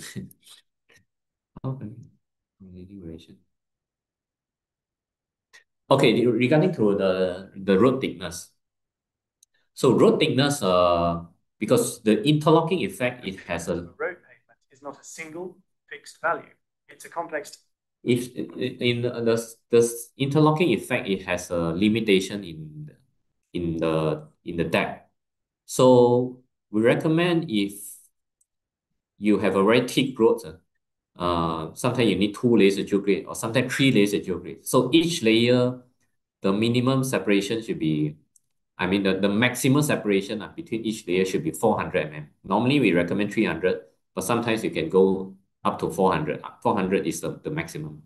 So I would say the best is you can follow back the recommendation from Tensar Plus, because sometimes you see some design like you will have two geogrid very close together at the surface and then one quite far below. So that is to take into consideration of the high loading due to the the mining trucks. So in terms of if you want to change the road alignment or you are changing the entire roads, unfortunately, I think it's not possible to recycle the use of geogrid. First, when you taking out the geogrid can be difficult. So sometimes you might also break them, and also when the geogrid deform under first compaction, it will affect the performance. So the second time, if you're using that again, it might not give you the same performance as the first time. So I would say if you are changing the road quite a lot, it depends how you can take out the geogrids, but the second time when you use it, it will be the different performance. Okay, next question. At the Haul Road at Central Kalimantan, there's a case of the embankment and slope area has undergone repair and replacement of the existing soil. However, every week it continues to experience settlement and cracks between the slope wall and the embankment. What type of tensile breakdown is suitable, and what would be the recommended repair method? So if you have a slope failure problem, we have to assess, is it a slope failure problem? Is it a stability problem? Or is the road itself cannot handle the bearing capacity of the truck? So if it is a road, if it is a slope failure due to stability, then we have to use another type of geogrid specifically for slope and wall. That is a uniaxial geogrid. I think just now Pak Bagus he shared some of the sections for walls and slopes. That is a geogrid that we have to use for slope repair also. If that is a road problem, then we have to assess based on the stabilization geogrid, which is the InterAx. Okay, next question. Have you ever done carbon life cycle assessment on Tensar road stabilization project? How is it compared to comparable cement stabilization? So we haven't compared to cement stabilization before. I'm not sure at my stage, maybe some of my colleagues in the European countries, they did. But we do comparison between stabilized and non-stabilized, and we can actually produce a calculation from there. But that is more for the initial construction. In long-term wise, we do not have very accurate data yet for long-term carbon emission. But I think this can be assessed because when you reduce the maintenance cycle, you're actually reducing carbon emissions. So maybe in future we will have the tools that we can assess this. Okay, next question. Are there any training module or technical certificate program available for contractors, engineers, and practitioners regarding the installation and design of InterAx geogrids? And how does the education contribute to improving implementation quality in field? Thank you. We do have trainings for the design of actually for stabilization, for road design, for wall design also, we actually have trainings. So Multibangun actually organize training courses. I think you have to subscribe to their material. So when there's a training, so most of the trainings are physical. Then you can register yourself. Normally, these are free training courses that will be held in some hotel. Sometimes half day, sometimes full day training. Regarding to installation guidance, I think the Multibangun team they will guide you during the before the installation. When the geogrid is sent to the site, we will actually teach the team, the contractors, that what should and shouldn't, and what should be take care of. At the same time, we do have an installation guide. Is a document, so that can be shared to you or the contractor as a method statement of work. Okay, I think I answered all questions. Any other questions? Wow, we got a lot of questions, Joe, and you answer with Very the long crystal questions. clear. Yeah, Joe. Before we close the presentations, do you still have anything to add, Joe? Uh, yeah, no, for me, I think thank you very much for the invitation from the Multibangun team. I'm very happy to see, yeah, it was a very, very good uh, uh, response from the attendees. And yeah, I look forward to this kind of session again. And thank you for the invitation. And thank you everyone for the questions. Yes, Pak Joe. Thank you for very much for the highly informative webinar on InterAx Geogrid for hauling road with heavy duty vehicles. Your presentation was clear and the Q&A very insightful and provided valuable knowledge to the participant. Bila Bapak Ibu masih ada pertanyaan, terutama terkait produk, bisa langsung menghubungi rekan saya Rifa di nomor WhatsApp pada kolom chat ya. Baik, Bapak Ibu, sahabat Multibangun, bagaimana paparan dari Pak Jo tadi? Semoga apa yang disampaikan dapat diterima dengan baik ya. Boleh dong Bapak Ibu share melalui poll yang baru saja muncul di layar Zoom Anda. Ya, mungkin bisa ditampilkan dulu. Boleh tolong dijawab ya Bapak Ibu. Baik. Ah, ya, sudah bisa di end poll?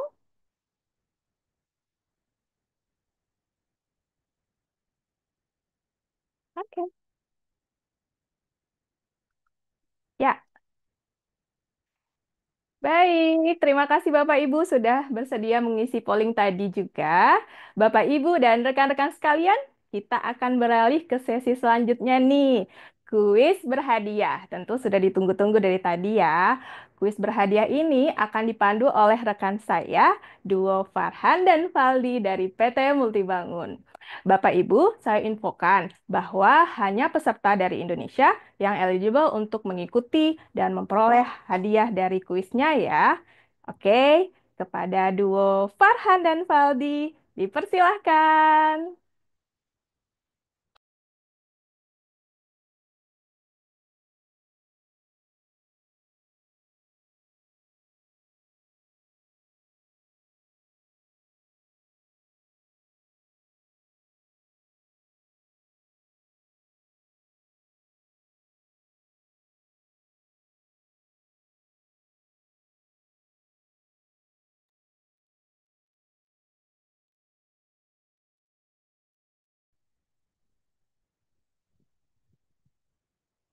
Halo, selamat pagi Sobat Multibangun.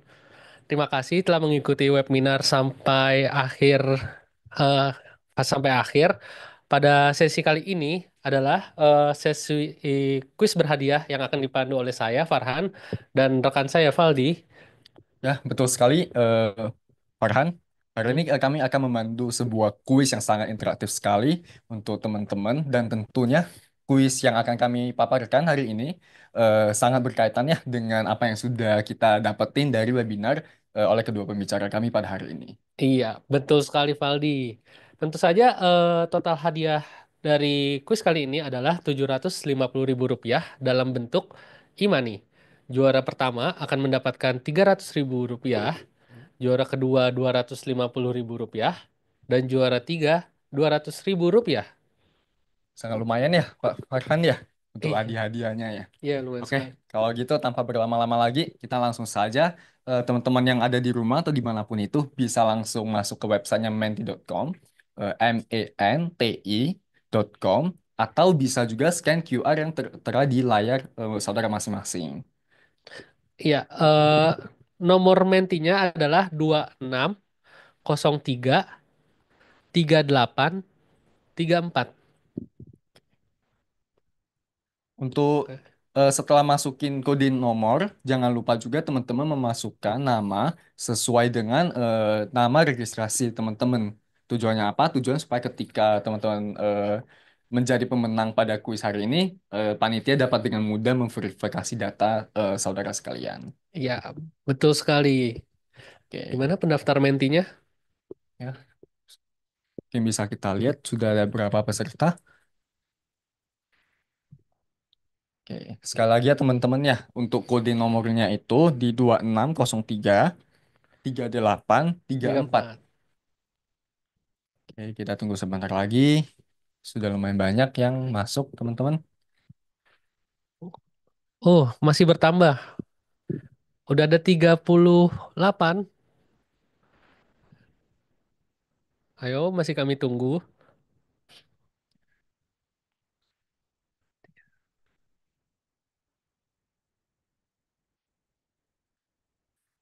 Semakin bertambah. Ada lagi kah teman-teman yang belum masuk? Segera ambil handphone, smartphone, atau apapun itu. Ya, jangan lupa ya namanya sesuai dengan registrasi link Zoom-nya. Betul.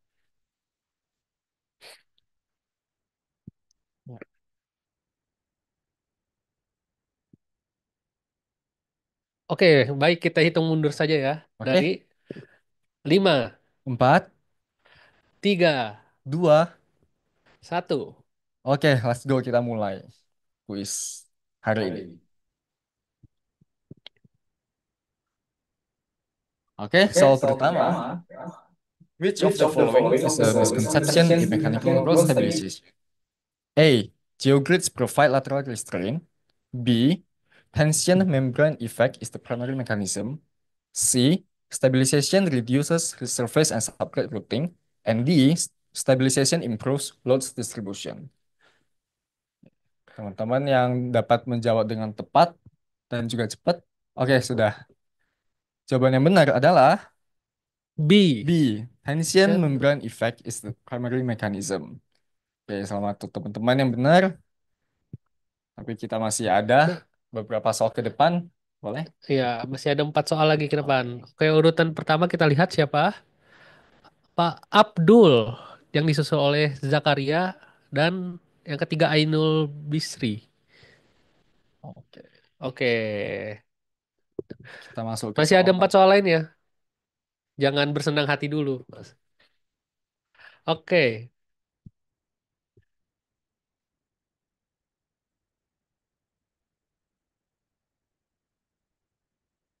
Oke. Soal nomor 2. Which of the following is not the controlling design factor in heavy hull road design?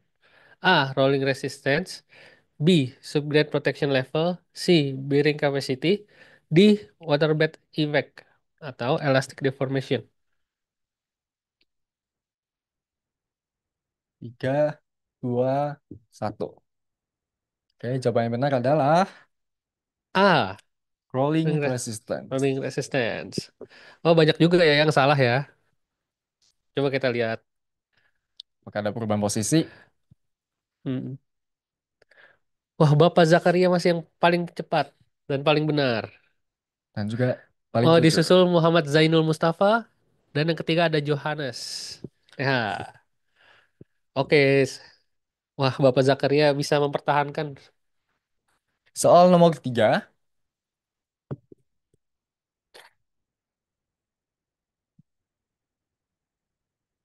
Which of the following statements is not true regarding the evaluation of tensile geogrids? A. Increased confinement. B. Increased in geogrid tensile strength. C. Improved stabilization performance. And D. Decreased in geogrid tensile strength.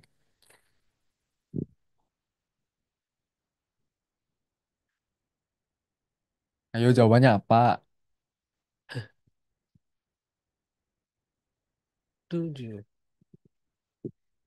Perlu diingat juga jawaban yang tepat yang dan juga cepat ya untuk mendapatkan nilai. Oke. Jawaban yang benar adalah yang B. Increased in geogrid tensile strength. Wah, cukup banyak ya yang salah ya. Ya, yang masih menjawab D ya, Ya, teman-teman. nggak apa-apa, nggak apa-apa. Masih ada 2 soal lagi. Betul. Mari kita lihat prize skor tertinggi sementara. Ya, apakah ada yang menyusul Bapak Zakaria? Wah, Bapak Oh, Zakaria salah sepertinya. berapa, Pak? Wah, tapi luar biasa. Yang pertama ada Albert Daniel Irawan, kedua ada Twita, yang ketiga Bapak Zakaria masih ketiga. Oke, bagus, Pak. Luar biasa. Oke, mari kita lanjut ke soal nomor 4. Soalnya dari representatif Multibangun ya kali ini. Iya. Soalnya cukup mudah. Geogrid yang tidak dipakai untuk stabilisasi tanah dasar adalah A. Geogrid Tri-X, B. Geogrid uniaksial, C. Geogrid InterAx. Teman-teman, kurang lebih 10 detik lagi. Ya. Jawab dengan cepat dan juga benar ya tentunya ya.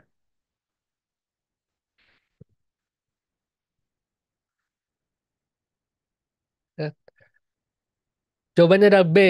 Geogrid Cukup. uniaksial. Weh, banyak yang benar nih sepertinya ya. Bagus, bagus. Bagus. Kita lihat skor tertinggi. Ada Siapa? di Masih Pak Albert Daniel Irawan. Yang kedua Bapak Zakaria. Dan yang ketiga adalah Ibu Twito. Dan Twito. Oke. Oke. Ayo, Oke. kan bisa mempertahankan mungkin ya posisi Iya, masih berikut ada di soal soal terakhir. terakhir. Soal nomor 5 atau soal yang terakhir adalah produk di bawah ini yang tidak termasuk dari produk andalan PT Multibangun adalah A. Sharascape Retaining Wall System, B. Paving Block, C. Huitex Geomembran. Kira-kira apa teman-teman untuk jawaban di soal nomor 5 ini? Pasti sudah tahu dong. Mendengar presentasi dari Pak Bagus. Nah, ini adalah penentuan terakhir dan jawaban yang benar adalah Paving block. paving block. Tidak termasuk ya Bapak Ibu ya. Oke. Kita lihat. Wah, nomor pertama ada Albert Daniel Irawan. Masih memimpin.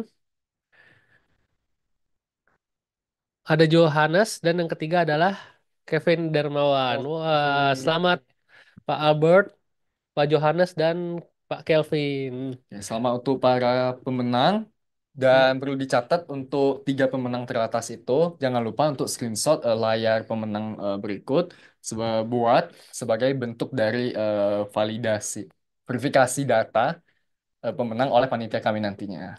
Betul, nanti tim kami akan langsung menghubungi eh, teman-teman yang sudah menang. Jangan lupa di screenshot ya. Ya, mungkin Gitu. ini sekarang udah dihubungin ya. Mungkin boleh dicek teman-teman. Iya. Oke, tanpa berlama-lama lagi, tugas kami sudah selesai di sini dan kami sebenarnya akan kembalikan kepada host kami dengan saya Valdi. Dan saya Farhan, kami kembalikan pada Kak Dwi Agrina. Terima kasih. Terima kasih.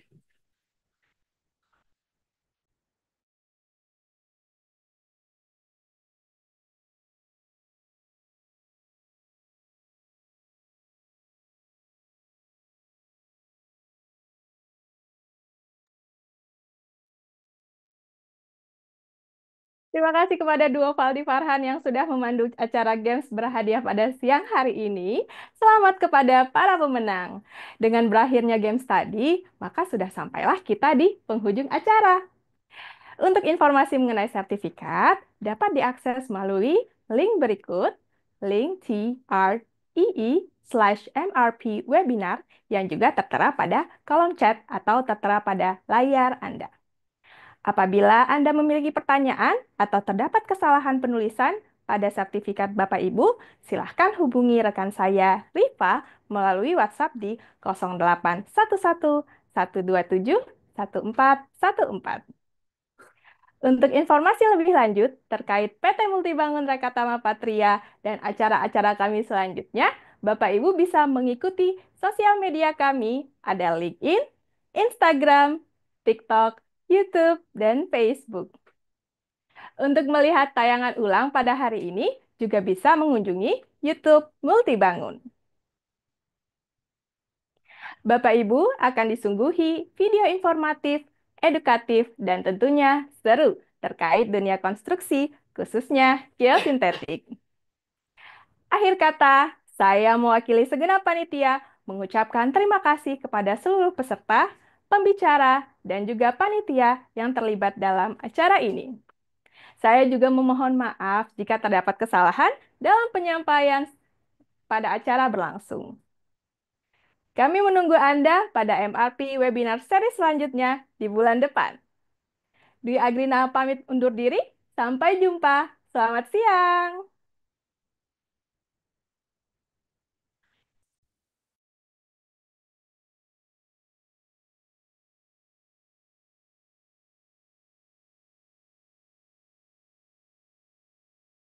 Jalan atau hauling road Anda berada di atas tanah dasar yang lunak, seperti soft clay atau tanah gambut, sehingga susah dilalui kendaraan berat. Jalannya mudah rusak dan memakan biaya maintenance yang tinggi. Kenalin, Tensar InterAx Geogrid, inovasi terbaru dari Tensar yang siap menjadi solusi proyek Anda.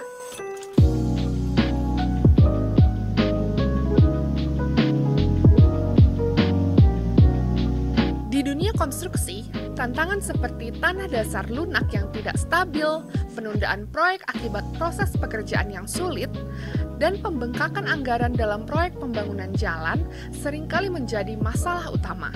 Tensar InterAx hadir sebagai solusi terbaik untuk masalah-masalah seperti ini. Dengan teknologi paling terkini dan desain yang canggih, InterAx memberikan kestabilan lapisan perkerasan jalan sekaligus menghemat waktu dan biaya konstruksi. Geogrid InterAx bukan hanya sekedar geogrid biasa, diciptakan melalui kombinasi ilmu material terkini dan geometri yang dioptimalkan. InterAx menjadi pilihan terbaik untuk stabilisasi subgrade, perkerasan jalan, dan platform kerja. Dengan teknologi co-extrusion terkini, InterAx memberikan performa yang jauh lebih unggul dibandingkan geogrid biaxial dan tri-ax sebelumnya. Hasilnya menjadi lebih kokoh dan tahan lama. Geometri yang dioptimalkan dari InterAx memastikan penguncian maksimum dari material granular, menciptakan lapisan stabil yang paling efisien. Dengan kekuatan kompaksi yang meningkat dan pembatasan gerakan dari waktu ke waktu, InterAx mempertahankan kekakuan jangka panjang dan meningkatkan kinerja secara keseluruhan. InterAx tidak hanya menawarkan kestabilan yang luar biasa, tetapi juga fleksibilitas dalam penggunaan material. Desainnya yang inovatif memungkinkan kita menggunakan berbagai jenis agregat, memberikan lebih banyak pilihan dan peluang untuk menghemat biaya tanpa. Salah satu keunggulan terbesar dari InterAx adalah kemampuannya untuk mengurangi ketebalan lapisan agregat hingga 70%. Ini berarti proyek bisa selesai lebih cepat dengan biaya yang lebih rendah. Selain itu, InterAx mudah dipasang tanpa memerlukan alat khusus atau tenaga kerja yang ahli. InterAx didesain untuk bertahan dalam kondisi cuaca yang sangat ekstrim. Dengan menggunakan InterAx, Anda memastikan proyek Anda tetap kuat dan stabil apapun tantangannya. InterAx tidak hanya tahan lama, tetapi juga ramah lingkungan. Dibuat dari bahan yang tahan terhadap sinar UV dan tidak mudah rusak, InterAx memberikan solusi jangka panjang yang dapat diandalkan untuk infrastruktur masa depan. Dengan penggunaan InterAx, salah satu sustainable goal dapat tercapai karena metode pemasangannya yang dapat mengurangi emisi karbon. Dengan pengalaman lebih dari 50 tahun dan ribuan jam penelitian, Tensar InterAx adalah hasil dari teknologi mutakhir dan kualitas yang terpercaya. Kami juga menyediakan dukungan teknis lengkap, memastikan setiap proyek Anda berjalan dengan lancar dan sukses. Dan yang lebih menarik, InterAx sepenuhnya kompatibel dengan perangkat lunak desain Tensar Plus yang telah memenangkan penghargaan internasional. Dengan Tensar Plus, Anda dapat merancang proyek yang lebih andal dan hemat waktu, memastikan hasil yang optimal sejak awal. Jangan biarkan tantangan konstruksi menghambat proyek Anda. Pilih Tensar InterAx Geogrid untuk solusi yang cepat, efisien, dan tahan lama.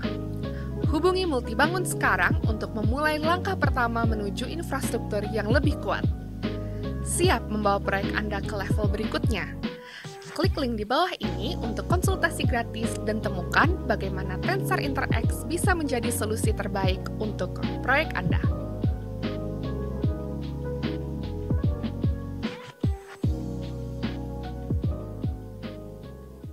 Proyek konstruksi jalan atau hauling road Anda berada di atas tanah dasar yang lunak, seperti soft clay atau tanah gambut, sehingga susah dilalui kendaraan berat. jalannya mudah rusak, dan memakan biaya maintenance yang tinggi? Kenalin, Tensar InterAx Geogrid, inovasi terbaru dari Tensar yang siap menjadi solusi proyek Anda.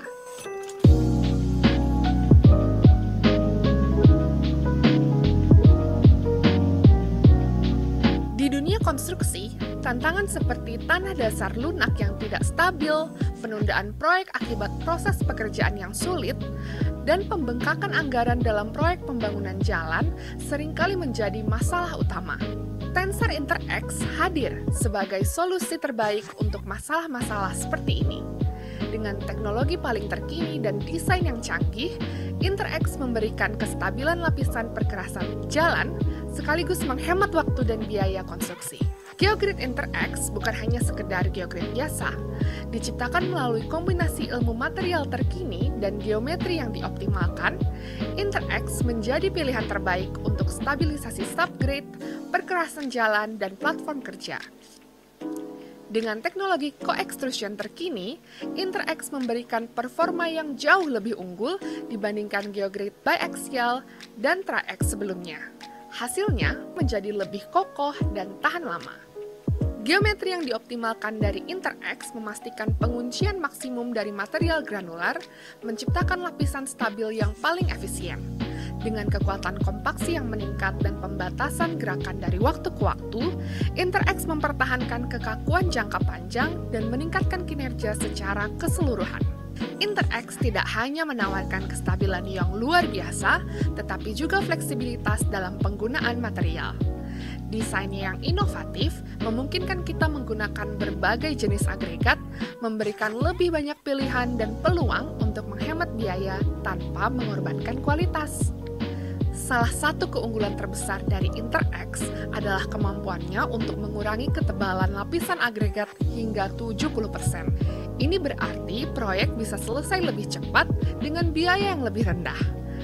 Selain itu, InterAx mudah dipasang tanpa memerlukan alat khusus atau tenaga kerja yang ahli.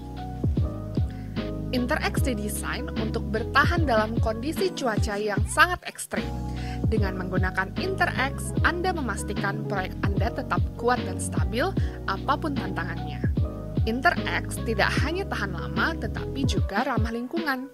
Dibuat dari bahan yang tahan terhadap sinar UV dan tidak mudah rusak, InterAx memberikan solusi jangka panjang yang dapat diandalkan untuk infrastruktur masa depan. Dengan penggunaan InterAx, salah satu sustainable goal dapat tercapai karena metode pemasangannya yang dapat mengurangi emisi karbon. Dengan pengalaman lebih dari 50 tahun dan ribuan jam penelitian, Tensar InterAx adalah hasil dari teknologi mutakhir dan kualitas yang terpercaya. Kami juga menyediakan dukungan teknis lengkap, memastikan setiap proyek Anda berjalan dengan lancar dan sukses. Dan yang lebih menarik, InterAx sepenuhnya kompatibel dengan perangkat lunak desain Tensar Plus yang telah memenangkan penghargaan internasional. Dengan Tensar Plus, Anda dapat merancang proyek yang lebih andal dan hemat waktu, memastikan hasil yang optimal sejak awal. Jangan biarkan tantangan konstruksi menghambat proyek Anda. Pilih Tensar InterAx Geogrid untuk solusi yang cepat, efisien, dan tahan lama. Hubungi Multibangun sekarang untuk memulai langkah pertama menuju infrastruktur yang lebih kuat. Siap membawa proyek Anda ke level berikutnya. Klik link di bawah ini untuk konsultasi gratis dan temukan bagaimana Tensar InterAx bisa menjadi solusi terbaik untuk proyek Anda.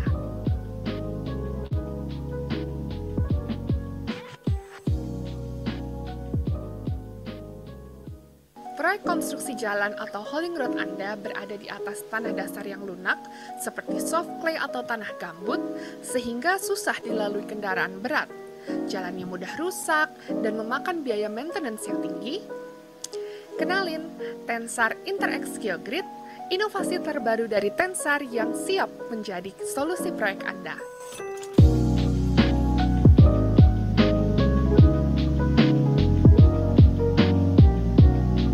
Di dunia konstruksi, tantangan seperti tanah dasar lunak yang tidak stabil, penundaan proyek akibat proses pekerjaan yang sulit, dan pembengkakan anggaran dalam proyek pembangunan jalan seringkali menjadi masalah utama. Tensar InterAx hadir sebagai solusi terbaik untuk masalah-masalah seperti ini. Dengan teknologi paling terkini dan desain yang canggih, InterAx memberikan kestabilan lapisan perkerasan jalan sekaligus menghemat waktu dan biaya konstruksi. Geogrid InterAx bukan hanya sekedar geogrid biasa, diciptakan melalui kombinasi ilmu material terkini dan geometri yang dioptimalkan. InterAx menjadi pilihan terbaik untuk stabilisasi subgrade, perkerasan jalan, dan platform kerja. Dengan teknologi co-extrusion terkini, InterAx memberikan performa yang jauh lebih unggul dibandingkan geogrid biaxial dan triax sebelumnya. Hasilnya menjadi lebih kokoh dan tahan lama. Geometri yang dioptimalkan dari InterAx memastikan penguncian maksimum dari material granular, menciptakan lapisan stabil yang paling efisien. Dengan kekuatan kompaksi yang meningkat dan pembatasan gerakan dari waktu ke waktu, InterAx mempertahankan kekakuan jangka panjang dan meningkatkan kinerja secara keseluruhan. InterAx tidak hanya menawarkan kestabilan yang luar biasa, tetapi juga fleksibilitas dalam penggunaan material. Desainnya yang inovatif memungkinkan kita menggunakan berbagai jenis agregat, memberikan lebih banyak pilihan dan peluang untuk menghemat biaya tanpa mengorbankan kualitas. Salah satu keunggulan terbesar dari InterAx adalah kemampuannya untuk mengurangi ketebalan lapisan agregat hingga 70%. Ini berarti proyek bisa selesai lebih cepat dengan biaya yang lebih rendah. Selain itu, InterAx mudah dipasang tanpa memerlukan alat khusus atau tenaga kerja yang ahli. InterAx didesain untuk bertahan dalam kondisi cuaca yang sangat ekstrim. Dengan menggunakan InterAx, Anda memastikan proyek Anda tetap kuat dan stabil apapun tantangannya. InterAx tidak hanya tahan lama, tetapi juga ramah lingkungan. Dibuat dari bahan yang tahan terhadap sinar UV dan tidak mudah rusak, InterAx memberikan solusi jangka panjang yang dapat diandalkan untuk infrastruktur masa depan. Dengan penggunaan InterAx, salah satu sustainable goal dapat tercapai karena metode pemasangannya yang dapat mengurangi emisi karbon. Dengan pengalaman lebih dari 50 tahun dan ribuan jam penelitian, Tensar InterAx adalah hasil dari teknologi mutakhir dan kualitas yang terpercaya.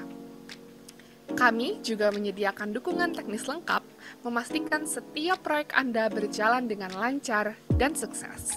Dan yang lebih menarik, InterAx sepenuhnya kompatibel dengan perangkat lunak desain Tensar Plus yang telah memenangkan penghargaan internasional. Dengan Tensar Plus, Anda dapat merancang proyek yang lebih andal dan hemat waktu, memastikan hasil yang optimal sejak awal. Jangan biarkan tantangan konstruksi menghambat proyek Anda. Pilih Tensar